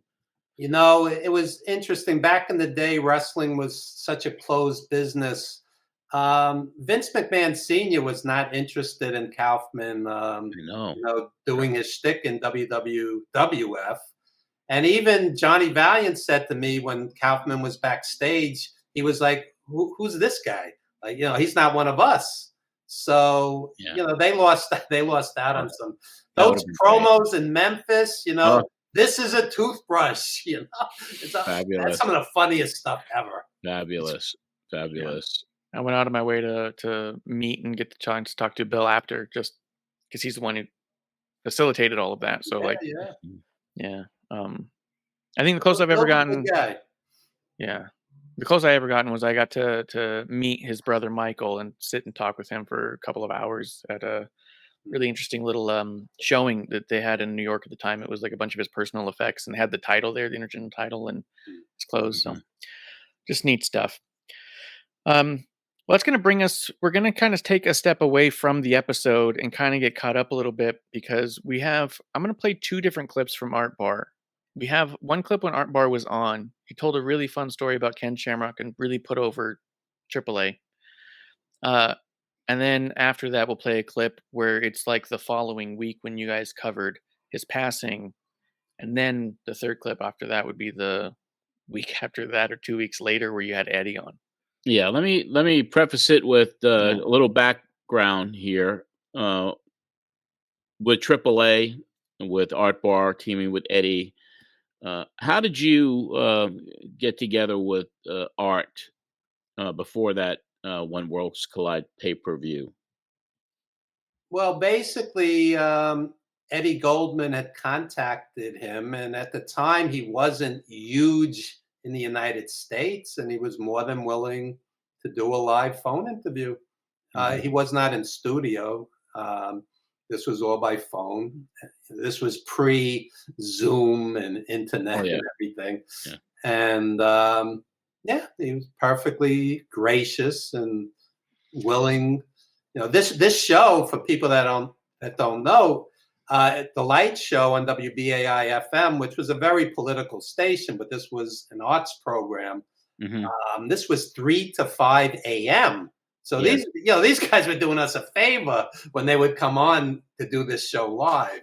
And I'll take a brief aside. The only other one that compares to this, I had Sherry Martell on 4 a.m, and I'll never forget. She said to me, "I was on the road 15 years.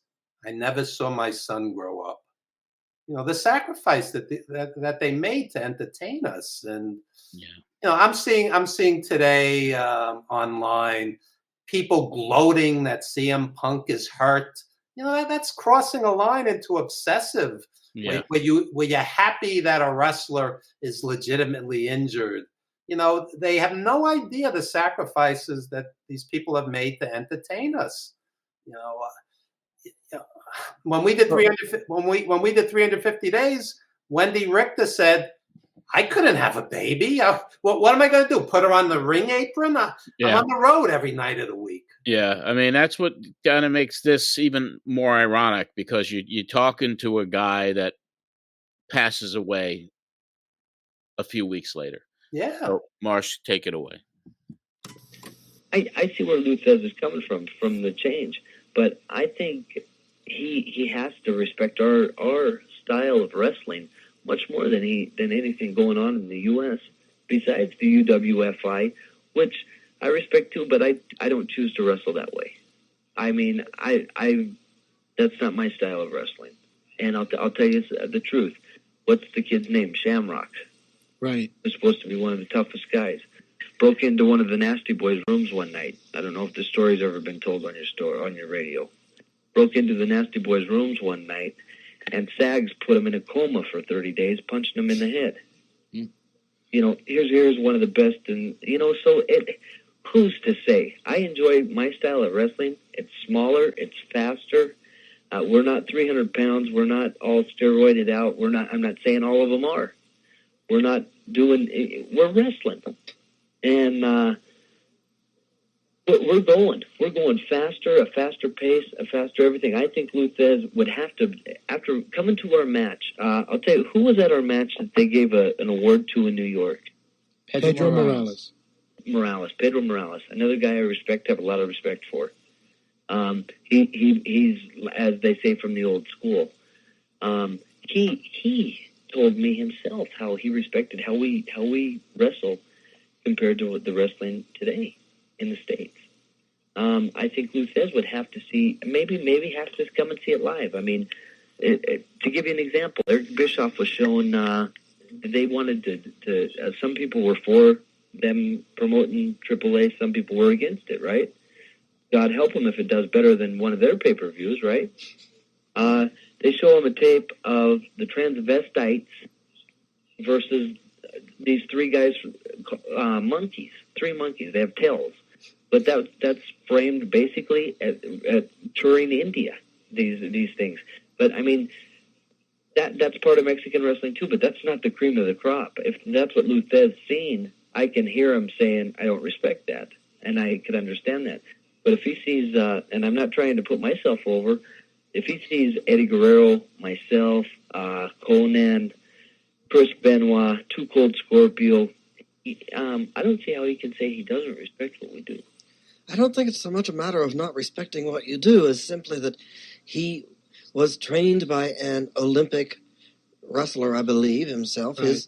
George Tragos. He has an enormous background in amateur wrestling. But he also was a champion in, I believe, the UWA in Mexico in the late 70s. Right. So he has wrestled in Mexico himself. Right, and he also wrestled for the Luderoth, which is the Arena Mexico, and represented the NWA title there. But he is primarily a mat wrestler. The NCAA Olympic wrestling, as opposed to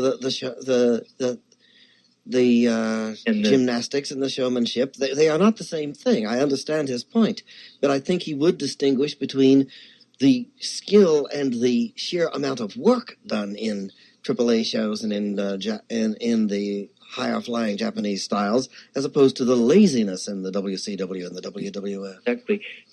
That's something to really point out. We don't wrestle one fall, 5-10 minute time limits, 15-minute time limits. Well, we wrestle. Our matches are close to 45 minutes. We're wrestling 2 out of 3 falls, and we're wrestling at. You guys are witnesses high, fast-paced wrestling.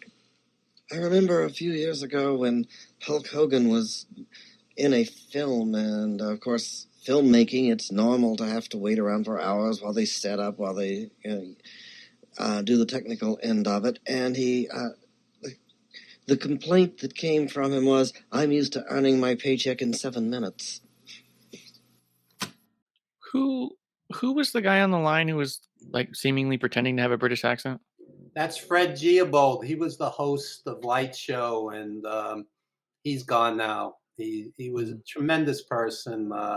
Loved wrestling. Grew up in the AWA in Indianapolis. Loved Bruiser and Crusher, and this was an arts program. It was not a wrestling program, and he encouraged us to bring on these wrestlers. So, much respect to Fred. Beautiful person. Yeah, he's gone almost 20 years now. Wow. Yeah. Where was he from? Indianapolis. Yeah. Was that a worked delivery on The Voice, or was he was like doing his own character. Dr. Professor, right? He was doing like a wrestling type character. Okay, Dr. Professor. It made me think of Alfred. I think he was trying to do like a Lord Alfred Hayes kind of gimmick. Kind of, exactly. Yeah. And the only thing I thought was really funny about it was that you guys made it very clear in that episode when Eddie came on. You made it clear there as well that when you wanted Art Barr on, you told him specifically, "We don't want the Love Machine. We want Art Barr. We're like, we don't want any gimmick or character." And then as soon as I play the Art Barr thing, I hear a character pop up. Yeah, like, yeah, like, that's hey. a little different. I mean, this popped into my head. I'm a big fan of El Vikingo and Phoenix and today's luchadors, and a lot of the fans, they're like, "Well, you got 8 guys outside the ring and they're waiting for the guy to jump on them."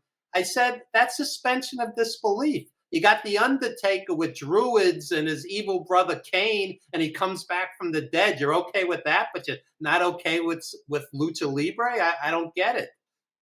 I think it's a great art. I love these luchadors. Yeah. Pentagon's amazing. Amazing.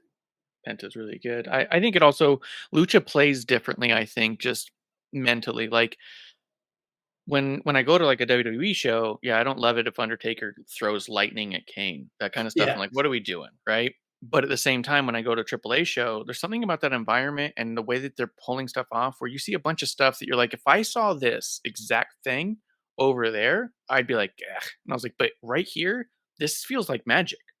You know what I mean? Like they almost portray themselves in a superhero way that makes that disbelief so much easier to get into. You know what I mean? I used to go down to the Auditorio de Tijuana with an old girlfriend in San Diego, and it was unbelievable, the atmosphere. And I saw Rey Mysterio as a kid. He was like 15 or 16 on the undercard. You never knew he was going to blow up and be a WWE champion, multi-time champion. I mean, but when you see it live in Mexico, I saw Vampiro in Mexico. It's a whole different experience. It's a little watered down when they do it here, especially in WWE. They just kill those guys dead in WWE. Because it's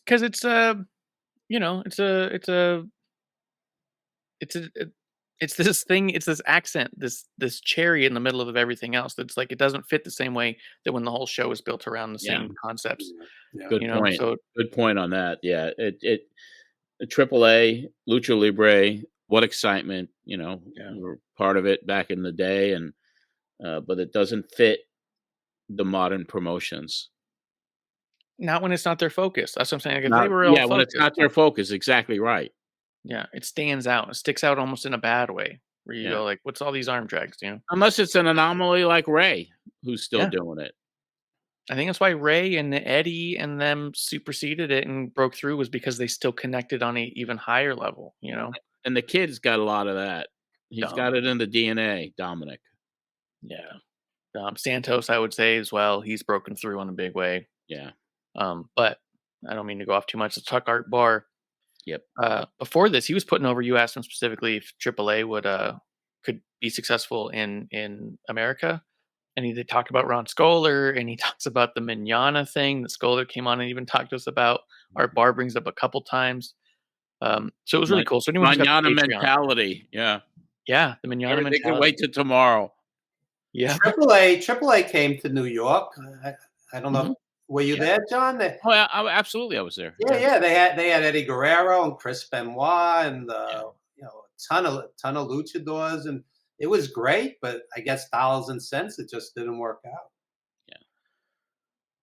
Yeah, there was a lot of weird stuff. We've had Ron Scholar, who was putting it on at the time, come on and talk about some of the difficulties that it became. Where it's just one of those things where just getting in their own way, it seems, And to this day, they still don't have a presence here. So they're still staying in their way. Right. And on to talk about that too. Prior to this interview, did you get to talk to Art Barr much, Evan? No, basically, kind of like what you guys do. You be on hold for a minute or two, and then we brought him on. Yeah. Okay. I don't know if you got to get to know him much, because it was shortly thereafter that he passed. Oh yeah, it wasn't long after that. Yeah. A few weeks. Yeah. Tragic. Here, let's play you guys covering the passing of Art. This is prior to you guys getting Eddie on, but this was kind of like you guys went live that night, which I don't think was typical of you guys. Is a little sad tonight. You notice we're not giving you our regular professional wrestling theme and like that. Evan, you want to break it? Sure. Well, a great friend of Light Show and also a great wrestler passed away this past week, and it was Art Barr. And regular Light Show listeners will know that he was our last guest on our appearance on October 29th. Eddie, would you like to give the listeners some details about Art Barr? Yeah, for those who heard the interview, I think they may have known the background, but just let me talk a little bit about him. Art was only 28 years old at his passing. An autopsy was done today, but the results have not been released. And this is a real tragedy because Art was somebody who was just beginning to develop as a tremendous international superstar in his own right. He was already considered by many to be the number one heel or bad guy in the world of professional wrestling. He was clearly the number one heel in Mexico. He had just signed a deal to work in Japan for New Japan Pro Wrestling, and he was one of the stars of the great AAA IWC pay-per-view that aired from Los Angeles on November 6th. And he was someone in real life, for those who heard the interview, was a very thoughtful, dedicated person, a father, a friend of many people in and around the wrestling business, and a great worker, someone who really had tremendous respect for the quality of his work, for his craft, and for the art and the profession that he was involved in, qualities we unfortunately do not see very often in this country. I'd like to also add that for those listeners who aren't wrestling fans, a comparison might be a James Dean or a Bruce Lee, somebody cut down just as their career was peaking, and it really is a great tragedy, and that's why we're on live to let the listeners know about Art Barr's passing. I think probably next week we're going to bring you a little bit of that interview that we did with him recently, and probably a longer, still an edited but more substantial version of it on our December 30th program, our wrestling special. It's still really hard for us to believe that this happened. When I first heard news of it, frankly, I didn't believe it, because it was just incomprehensible how somebody who was an athlete, such a star, and ironically, I had spoken to him on Tuesday evening, and all he was talking about was the future. In the U.S., he wanted to come east and work for some of the promotions in this area. He was very excited with ECW, which we've been talking about a lot. And we even got into a deal where we were going to be trading tapes with him. So he could see some promotions he couldn't get, and we could see some things that he got that we don't get. And just to have his life ended like this is just very, very shocking and very saddening. And everyone I've spoken to, Ron Scholar, Dr. Mike Leno, I spoke to the wife of his tag team partner, Eddie Guerrero. Eddie is on his way back from Japan for the funeral. People just, universally say he was their friend, and it's just very, very hard to believe. But unfortunately, it's true, and I think we have to find a way to learn from his legacy, because he had so many friends. He stood for such dignity and pride in his work that, now we should start to sum up that legacy and see what we can learn from it. Sad. Tragic. 28. Yeah. How did it hit you when he passed? How familiar with AAA were you? It just having that connection that we had interviewed him and quote unquote knew him to some degree. I'm not going to exaggerate and say we were close friends, but it was horrible news. You don't want to see anybody cut down young, and this guy was peaking. His career was peaking. The comparison would be Gino Hernandez. Mm-hmm. No, Gino was about the same age, and he would have ended up even bigger than he was, and he was cut down in his prime, and it's focal point of AAA. I mean, Gringos Locos and that tag team, and the pay-per-view on WCW had just aired. People who are hardcore wrestling fans who saw what it was, the discussions that were going on to bring them to ECW. I mean, he was getting ready to just like pop, like explode and pop. He was about to get that recognition, even though he was the juicer in WCW, and that had they brought him in to be kind of a role model for the kids, and there were some problems, and he left the organization. And but I mean, he was ready to ascend into a place that everybody would have known him before too long, and then he was taken. He's one of the great what ifs in wrestling. Yeah. Brian Pillman was already 35 or so and a major star. Yeah. Art Barr had not reached that, not here in the States yet. So yeah, not in the States. It was coming. It was like Bobby Shane. Shane going exactly down when he died in the crash. Yeah, it was like tragic stuff, and then of course Eddie Guerrero. I guess Marsh, that's where we're going next. Yeah. When I heard that again after 30 years and hearing Eddie sobbing, it broke my heart. You'll never forget. And we only have a couple of short clips, so we have one short clip from that. Marsh, how many do we got? One? I just pulled one. I pulled kind of the end of it because I encourage the Patreons to listen to the whole thing. Because we have the whole interview on the Pro Wrestling Spotlight original show. Yeah. So it's 20 minutes. Yeah, patrons can hear the entire thing, and that just kind of when I heard that when I was uploading it, it just kind of listened to it, and it was heartbreaking. It was brutal. Heartbreaking, brutal.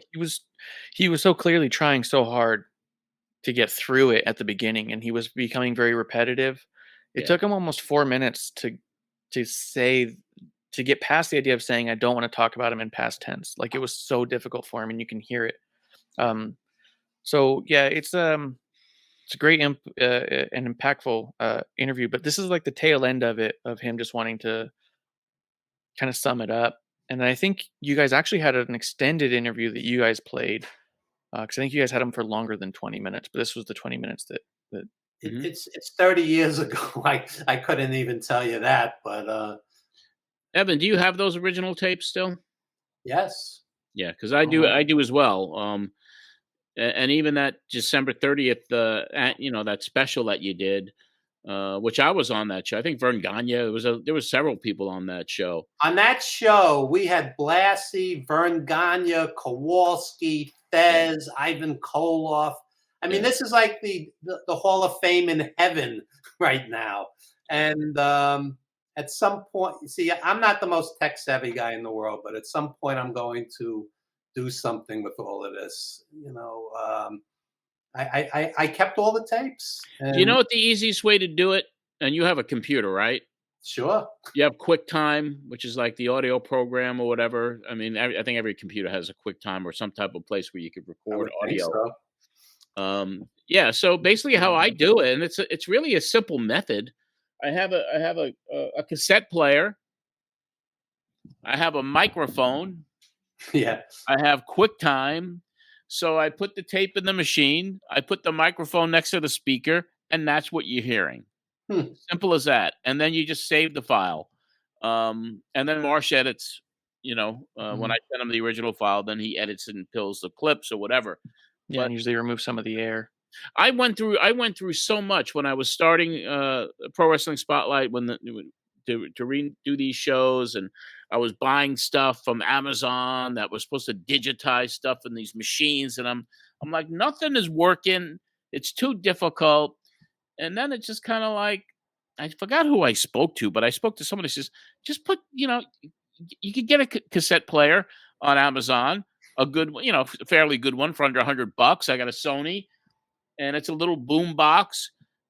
Put the cassette in, press play, put the microphone next to it, record it, boom.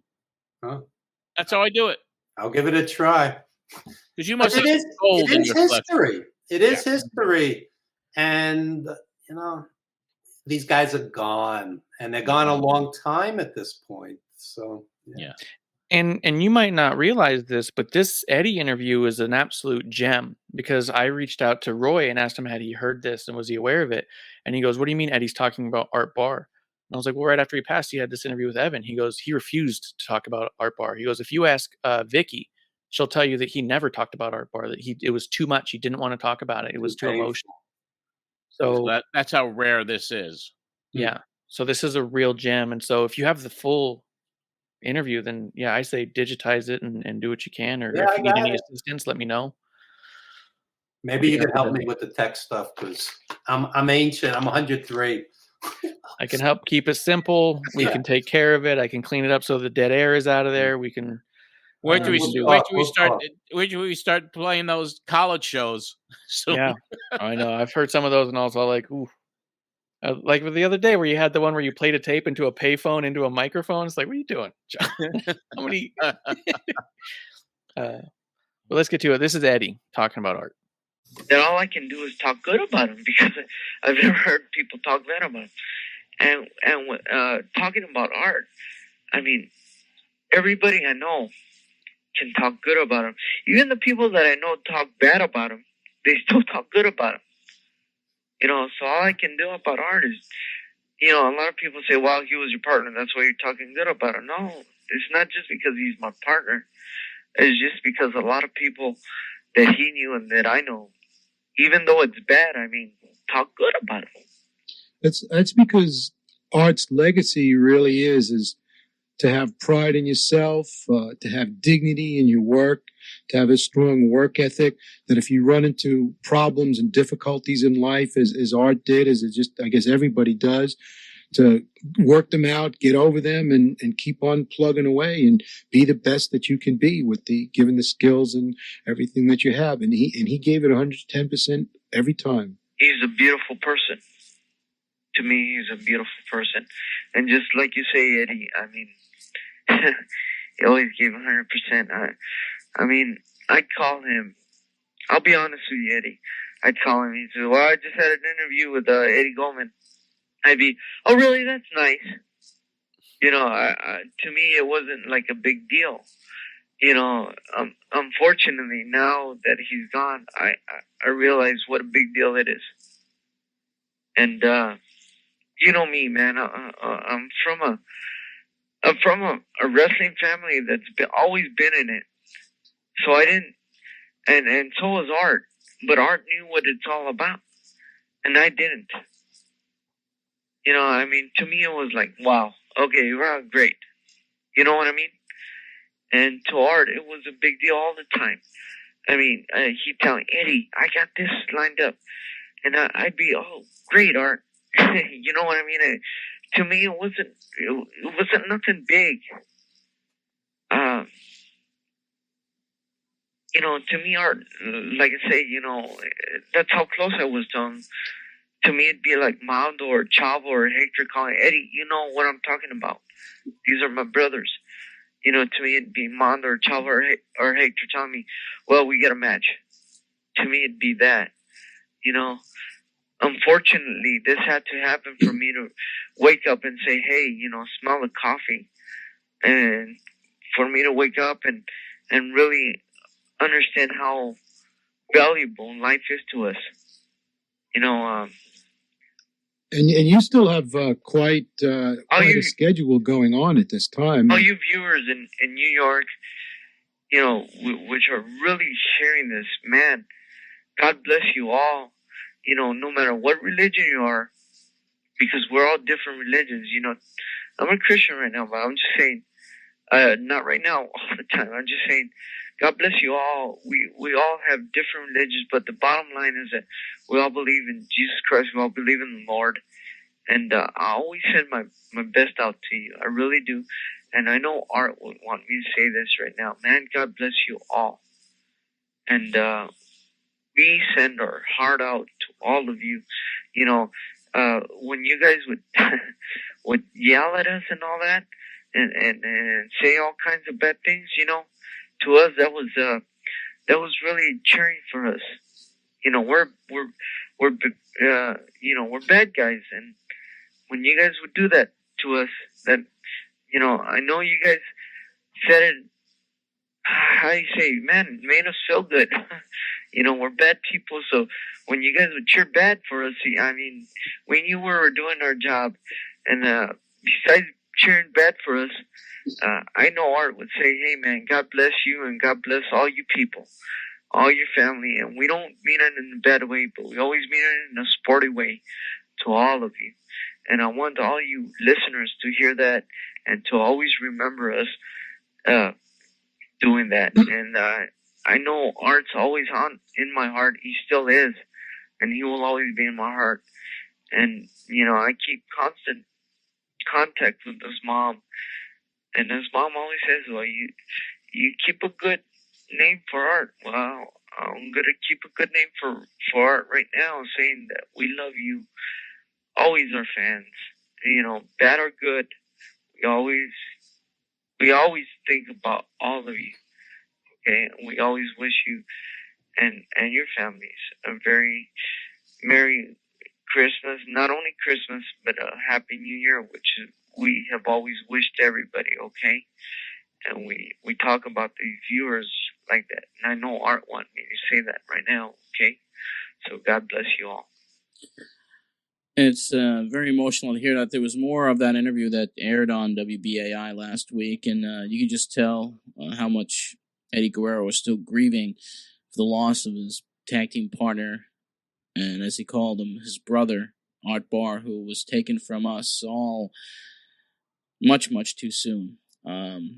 It's very emotional listening to it, and Eddie Guerrero, of course, giving his feelings from the heart. You could tell. I mean, how broken up he was, and you know, when he's talking about people booing, I guess that, you know, that was as part of AAA and part of being a heel tag team, and it was hard for him to get a lot of words out. Who knows the emotions that were running through that guy, and the fact that you and Eddie Goldman were able to get that interview and to talk to Guerrero about what happened to his best friend and his partner. It's very historic. I'm glad it's preserved. At one point, he just broke down sobbing. That I'll never forget. And it's, you know, unfortunately, being involved in this business, like all of us are in different capacities, I tell people the worst day of my life was when Tiger Khan, who wrestled for the Hearts up in Calgary, died at age 33. You know, the wrestling cocktail. steroids, drugs, alcohol, whatever the case may be. But he was one of my dearest friends. And you get that phone call, and, 33 years old. This, his mother, his father, how many times I sat there and had dinner with them. And, Eddie Guerrero's talking about getting that phone call. One of your closest friends is gone abruptly, suddenly, out of nowhere, at a young age. I mean, do the math, John. He was 28. We're more than twice as old as he was when he passed. Exactly. It's like a kid to us, and what a tragedy. What an absolute tragedy. Imagine the phone calls that had to be made when Eddie passed, and how tragic Eddie went that out was. the same way as Art Barr, in a hotel room, on the road. How many of these guys went out like this? It's not an easy road. It's not an easy road. And,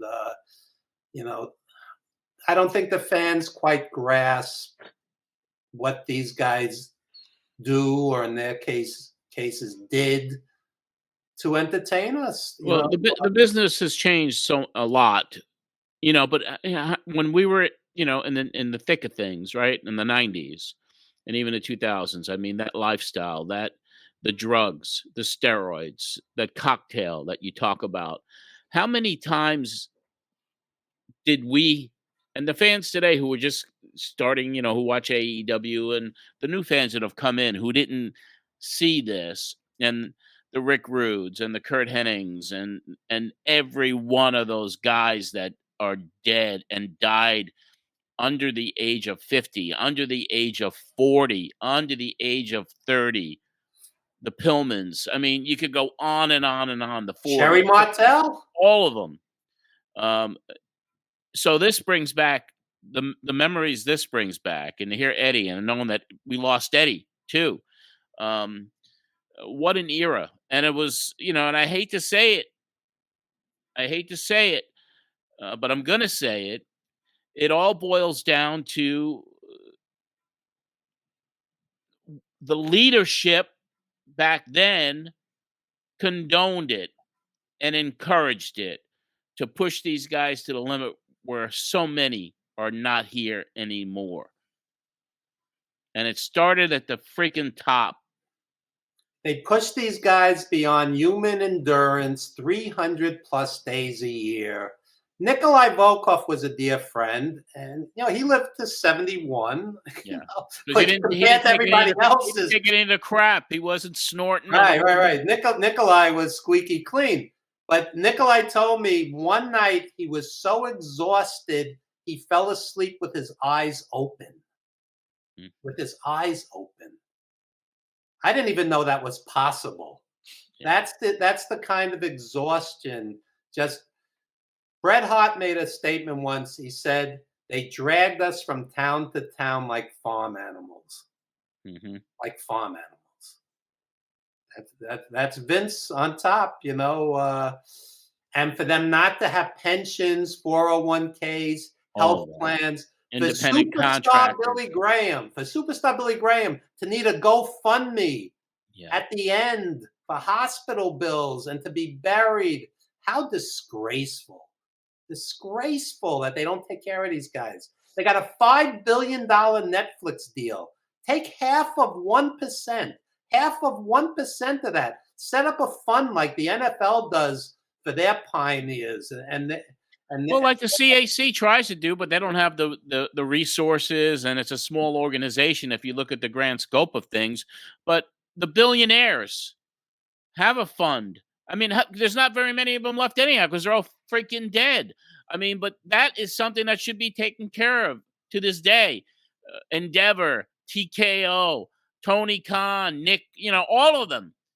They're a guy, these guys don't have shit when they leave. Maybe it's a little different today because of how much money is being made, and it's the guys on top business. Anyway. The guys on top, but yeah, the guys that put their bodies out on the line.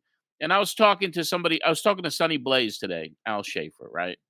And And here's a guy that, I want to make, start doing some things. And he goes, I remember, getting paid $10 or getting paid $5 or not getting paid at all. And to put your life on the line when you're going in the ring, and there is no retirement.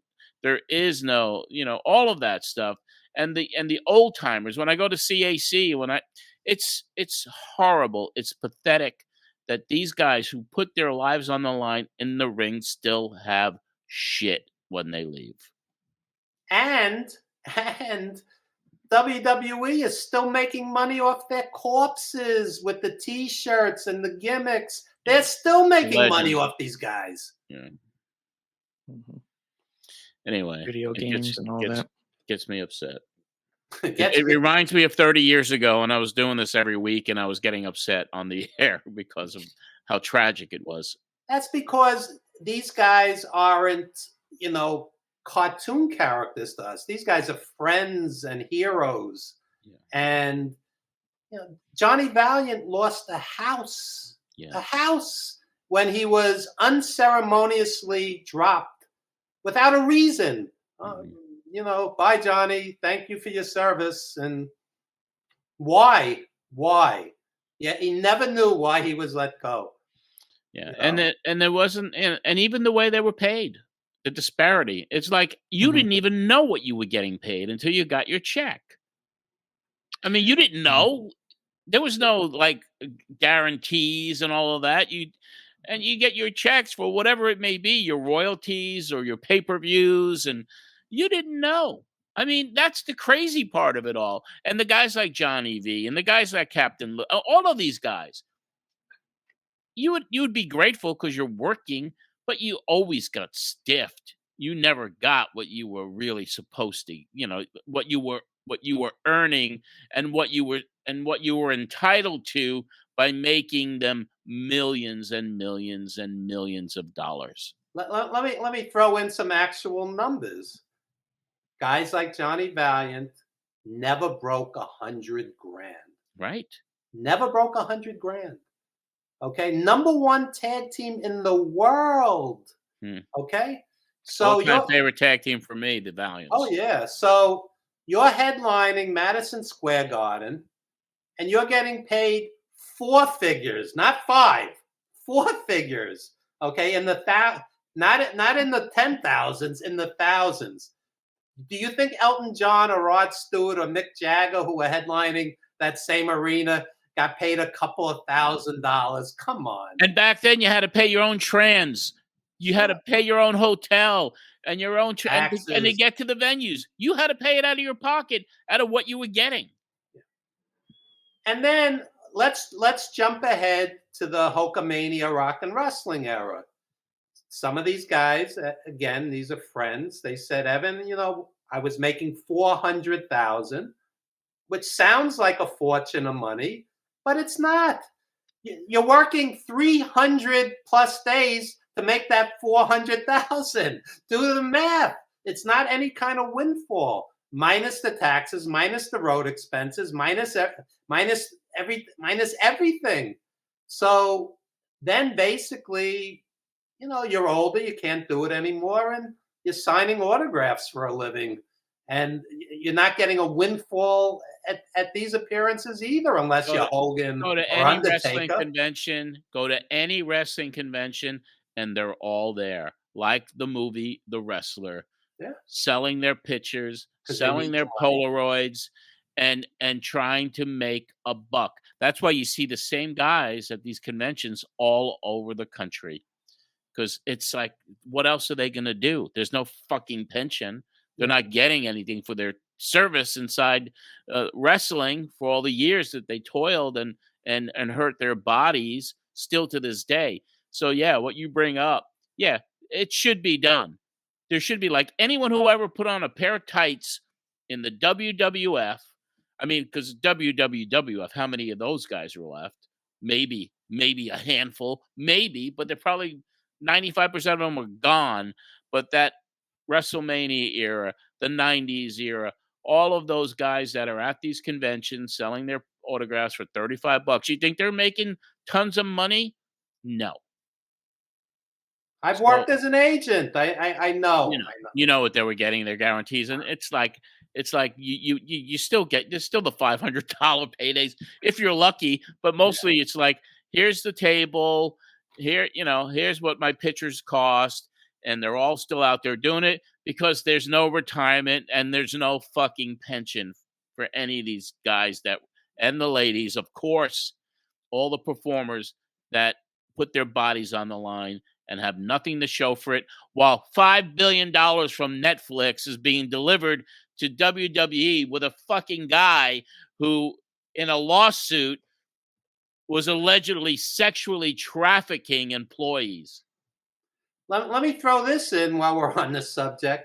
For the fans who do the cliche, they all pissed it away on Wine, Women, and Song. That's bullshit because a lot of them never made it in the first place. Right. They never, like I said, the WWF guys, a lot of them never broke $100,000. So how'd they piss it away on Wine, Women, and Song? Some did, but you can't make a blanket statement.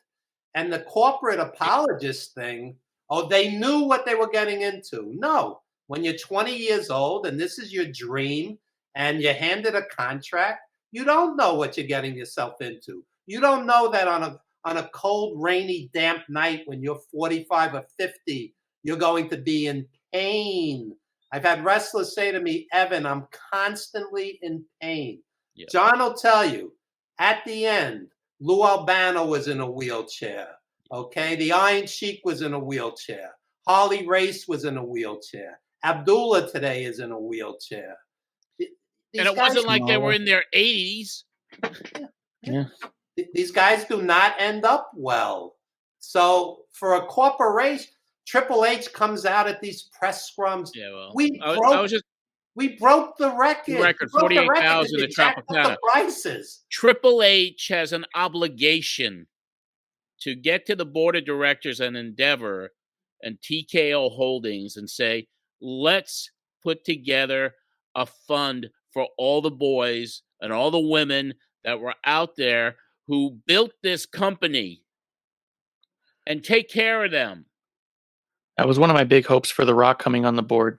Between The Rock and Triple H and The Rock being on the board, he has a voting share to be able to approach the board with stuff like that. And I'm really hoping that, because, I mean, he's also got the lineage and the history and the family. You know what I mean? Like, it goes back as far as it can with his family. He knows what they did and didn't have. He's still buying his mom a house because she never could buy her own.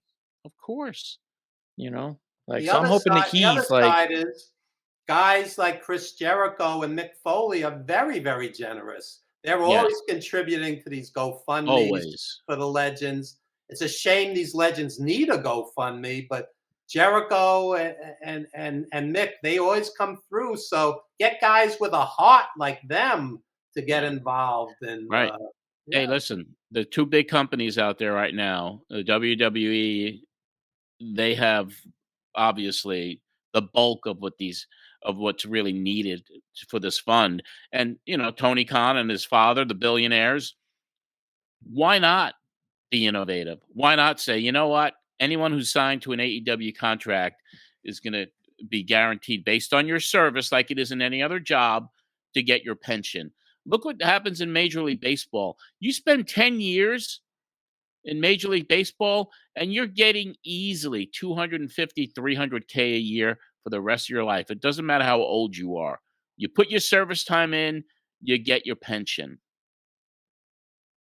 So why isn't there something like that, especially now where billions of dollars are being made from in TKO Holdings and WWE, billions of dollars. And granted, the Khan family, you know, they're pumping money in. They may not be profitable or whatever, but they're sustainable. So why not set a precedent? Why don't they all get together? And, you know, like it was in the days where people thought, you know, anyone who talked about getting a union was being blacklisted. Like guys like Jesse Ventura, who tried to bring it up, and the John Studds. There were people who were trying to get unions started that were just squashed, you know, and it's like I feel like I'm back in 1991 talking about this shit. Wow. And then it just really the kettle boiled over when all this shit broke last week for me, and now listening to this and listening to Eddie Guerrero and going back 30 years and hearing this and just talking about the movie The Wrestler, it all just churns me up, you know, and it's like, why isn't it being done? I'll take it to another level. Without Billy Graham, there's no Hulk Hogan. That's Hulk Hogan right. was the guy that, you know, Vince revolved the whole thing around. Right. So Yeah, exactly. how about taking care of Billy Graham when he's on his way out? Come on, please. And I'd even say the moment they went public is the moment they didn't need the union conversation anymore. They were officially a corporation, and corporations can take care of their employees. Right. And when you're in exclusivity in all your contracts, you're really not independently contracted. So that was when it really should have shifted. But now we're in billion-dollar licensing deals. There's no reason why they should be considered any of these people anything other than an employee. And the thing is, and then TKO and Endeavor, they all have the pensions and the 401ks and the health. Well, what about the performers? Mm-hmm. The performers don't. You know, New York school teachers, when you're working with kids, they work 180 days a year.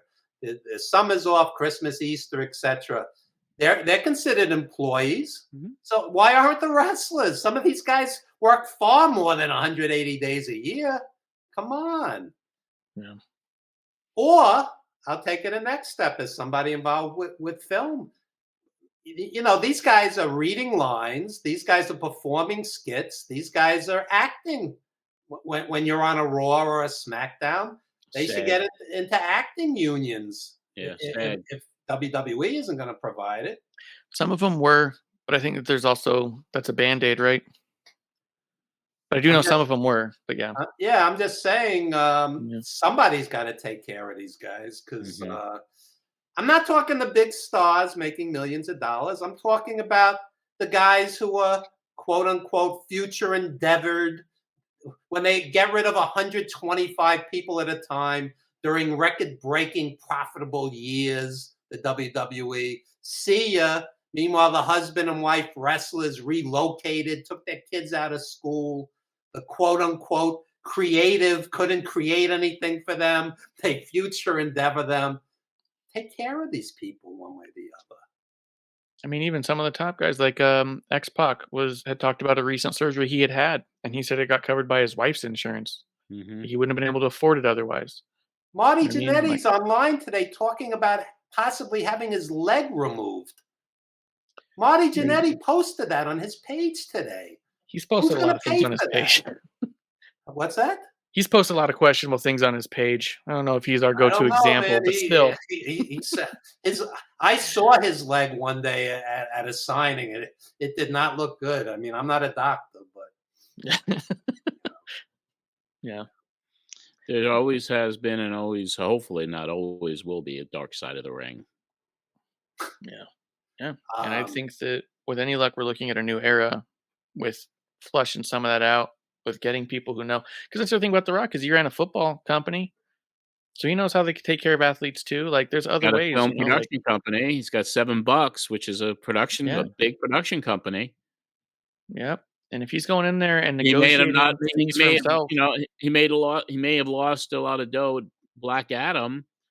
That didn't hit the way he hoped, but he's The Rock, and he's a smart businessman. He's probably a billionaire. Yeah. Mm-hmm. But yeah, now that he has that influence, and you made up a good point, now that he's on the board of directors, you want to do something good. You want to erase the slime of the person who is going to see eternity in hell. Start now, figuratively and literally shit on his employees. Literally, yeah. It's interesting. Back in the day, John will tell you when Phil Mushnick and others, including John, were critical of Vince, a lot of the fans turned on them. Yes. Now I'm seeing more. 3/4 of the fans are seeing. This guy's no Boy Scout, and right. It's kind of finally shifting. But look what happened when the story broke. I mean, he comes back to SmackDown to welcome everybody to SmackDown. The fans are cheering his name. Thank you, Vince. Yeah. Is Janelle Grant saying thank you, Vince? Oh, the fans are part of the problem if they support it. WrestleMania becomes a religious pilgrimage where they're paying $23,000 to start for ringside VIP package. This is money mark mania. It's not a religion. And if you disagree with some of the actions of a company, you have a choice. You don't have to watch. You don't have to support it. That's a choice. Yeah. Well, we can go on like this for hours. It's therapeutic. Yeah.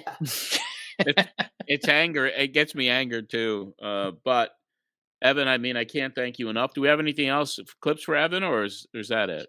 Nothing. Realistically, there's nothing we need. I told you before that this conversation, I think, was more important than anything that happened in your show that week. Yeah. You had Paulie Dangerously on in kayfabe talking storyline, and so we could bypass that. We can bypass that. If you want to hear it, it's on Patreon. Just go to the Patreon. You can hear the whole show there. There you go. And Evan, it's really a pleasure to see you again, man. Same here. You've always been very supportive of everything I've done, and I've tried to reciprocate. And you're one of the.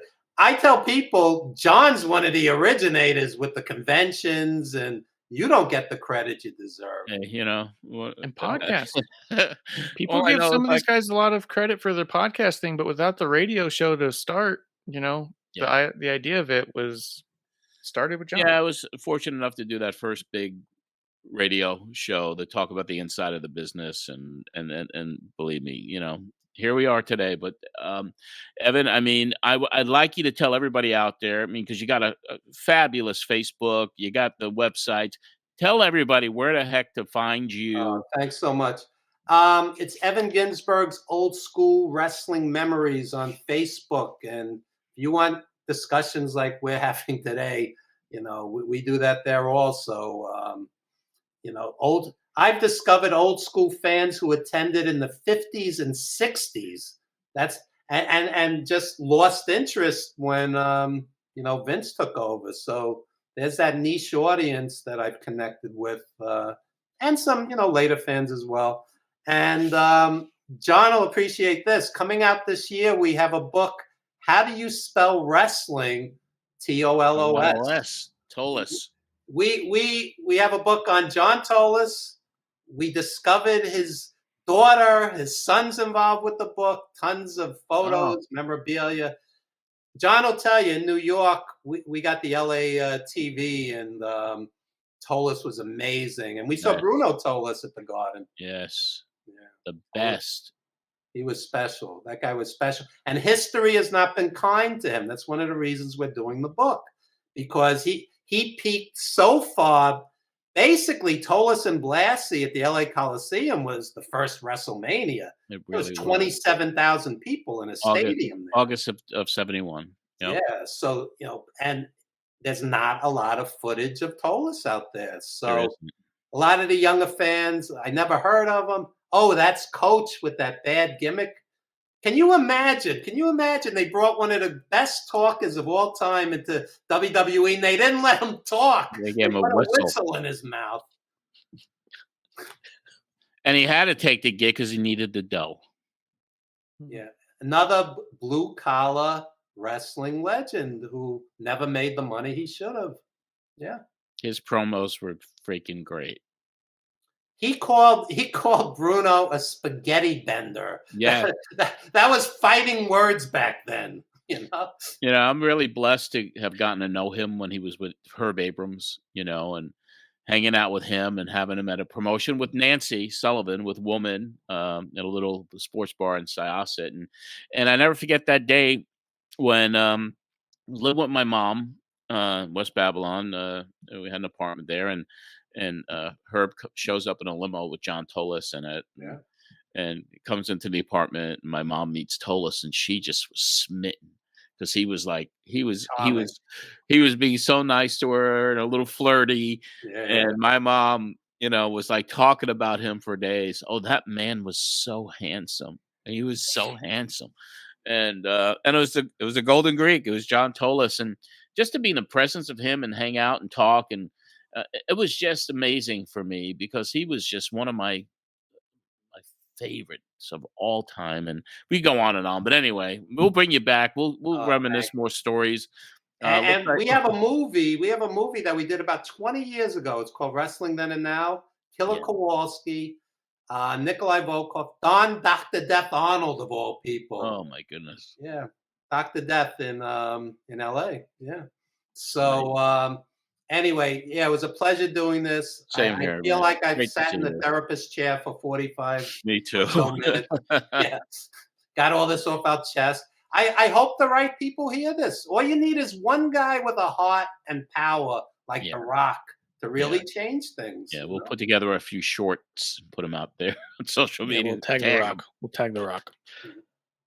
Thanks, guys. Evan, quick question for you before you go. Before you started doing your own show and stuff and promoting it that way, weren't you just a regular caller on John's show? I believe so. Yeah, you called in pretty often in those early days. Yeah. You know, we'll make sure that when we catch the first time you call in, we'll have you come back and hear it. It was Evan from Great Neck, right? Bayside. Bayside, okay. Evan from Bayside. Yeah. So I was on one day with Mick Foley. That was a blast on John. Oh, in studio. That was fun. Yeah. Well, we're going to be recycling stuff again. Haven't announced it officially yet, and we'll do that next week. But it'll be a good time to bring you back because you have, you were part of the show and with your calls, and then when you started Wrestling Then and Now. So we'll definitely bring you back. I enjoyed the conversation. And John, I don't know if you remember this, you put me on one of your panels at one of your conventions. Yes. I'm sitting there like marking out, like there's Terry Funk to the right and Bruno to the left. And John puts me in the middle of this, and I'm a young guy at the time.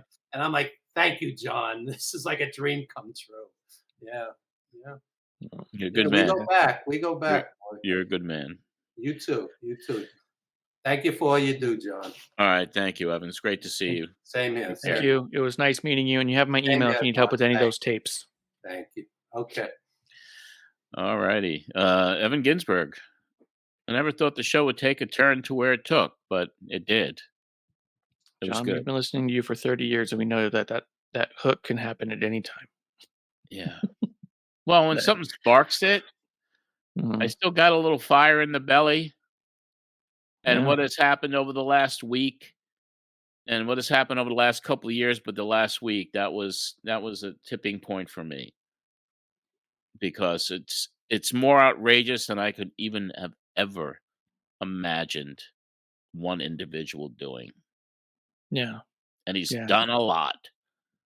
And even when you think low of the dude, you always think that there was boundaries at some point, and then you see that thing and you go, "Oh, nope, not even close to a boundary." Hey, in the history of depravity in around the world, this is like pretty high up on the list. Yeah. Especially for what's considered a corporate structure. I know. You know what I mean? Like this was happening a couple years ago.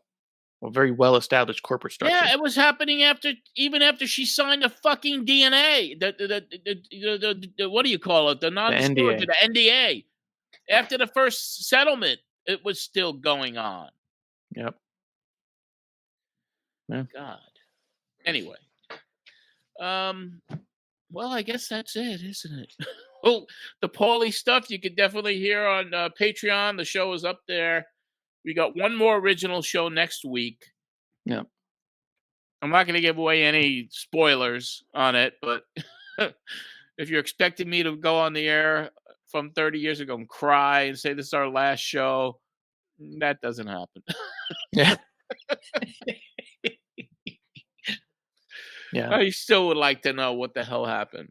So anyway, but it was an enjoyable show next week. And, we'll review that. And Marsh, anything else before we close it up here today, my friend? No, I think it was cool. I think this was a really fun reunion, especially as we're winding down towards the end. Like we even talked about in the Zoom. Some of these episodes are a little extra kayfabe. Some of them are kind of a lot of phone calls that are status quo. This had so much meaning behind it with the Art Barr and Eddie stuff. I know. That it would almost be a disservice to start putting in a bunch of kayfabe stuff inside of it. Timing-wise, finding Mike, Evan being able to pop on. This is one of my favorite shows we've done, and we're towards the end, so. I know. until we meet again. We're just getting our stride. We're just figuring it out. Isn't that something? Only took a couple years. Yeah.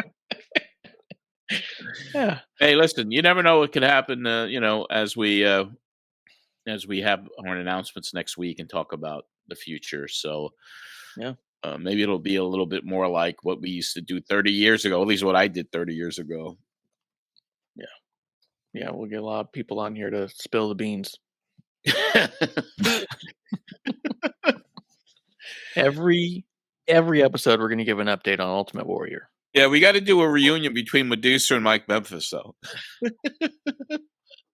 Yeah. I never knew that story. My God.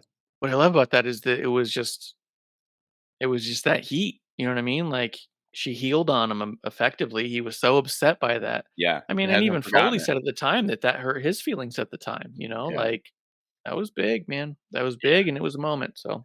It was. Yeah. All right, my friend, how do people find you out there? I'm out. I'm floating around. I'm on Threads and Instagram as Marsh Ref. I'm on X and Venmo as Ref Marsh. Those are good places to find me.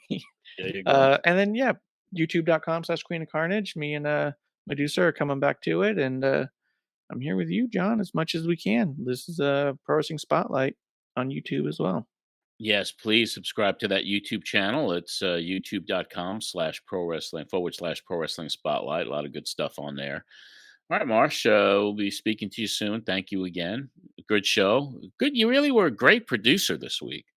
This was the most producer I've been because not only did I have to help Mike with some of the stuff, but like finding him, talking to him, like we didn't utilize you this time.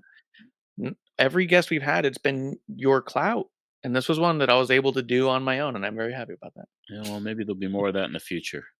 Yeah, hopefully. So get used to it. Perfect. Something for you to look forward to. All right. Thanks, my friend. Thank you so much. That's going to wrap it up.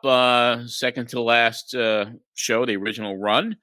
One more to go next week, and we'll have some announcements next week there as well. So as a closing thought, patreon.com, if you want to hear all this stuff that we play little clips of, and I'll be putting up that complete Eddie Guerrero interview for patrons. If it's not up there already, I don't know if I put it up there yet, but it will be up there as well. And I think I'm going to play that 30th that end of the year special with all those stars that Evan Ginzburg had mentioned.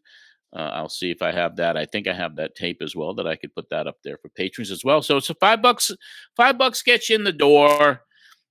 We may be changing things around with Patreon. We, talking about that in the next week or so. But right now, get in there and see the content, enjoy the history, relive it all. Or if it's for you the first time, there's plenty there to discover. Patreon.com /John Arezzi. Find me on Threads at John Arezzi, Instagram at John Arezzi, and X at John Arezzi as well. We got public and private groups for Matt Memories on Facebook, and we also have a private group. Just put in that search engine, Pro Wrestling Spotlight podcast and radio show. And that new episode of Matt Memories from Madison Square Garden was taped when we covered the January 1974 show at the Garden. Sellout, with Bruno Sammartino making his first title defense after recapturing the WWF title against Stan Stasiak, and this title defense was against Don Leo Jonathan.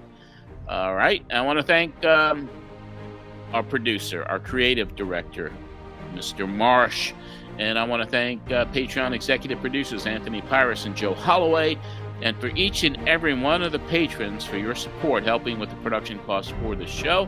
Until next week, when we relive more history with you, this is John Arezzi for the Pro Wrestling Spotlight.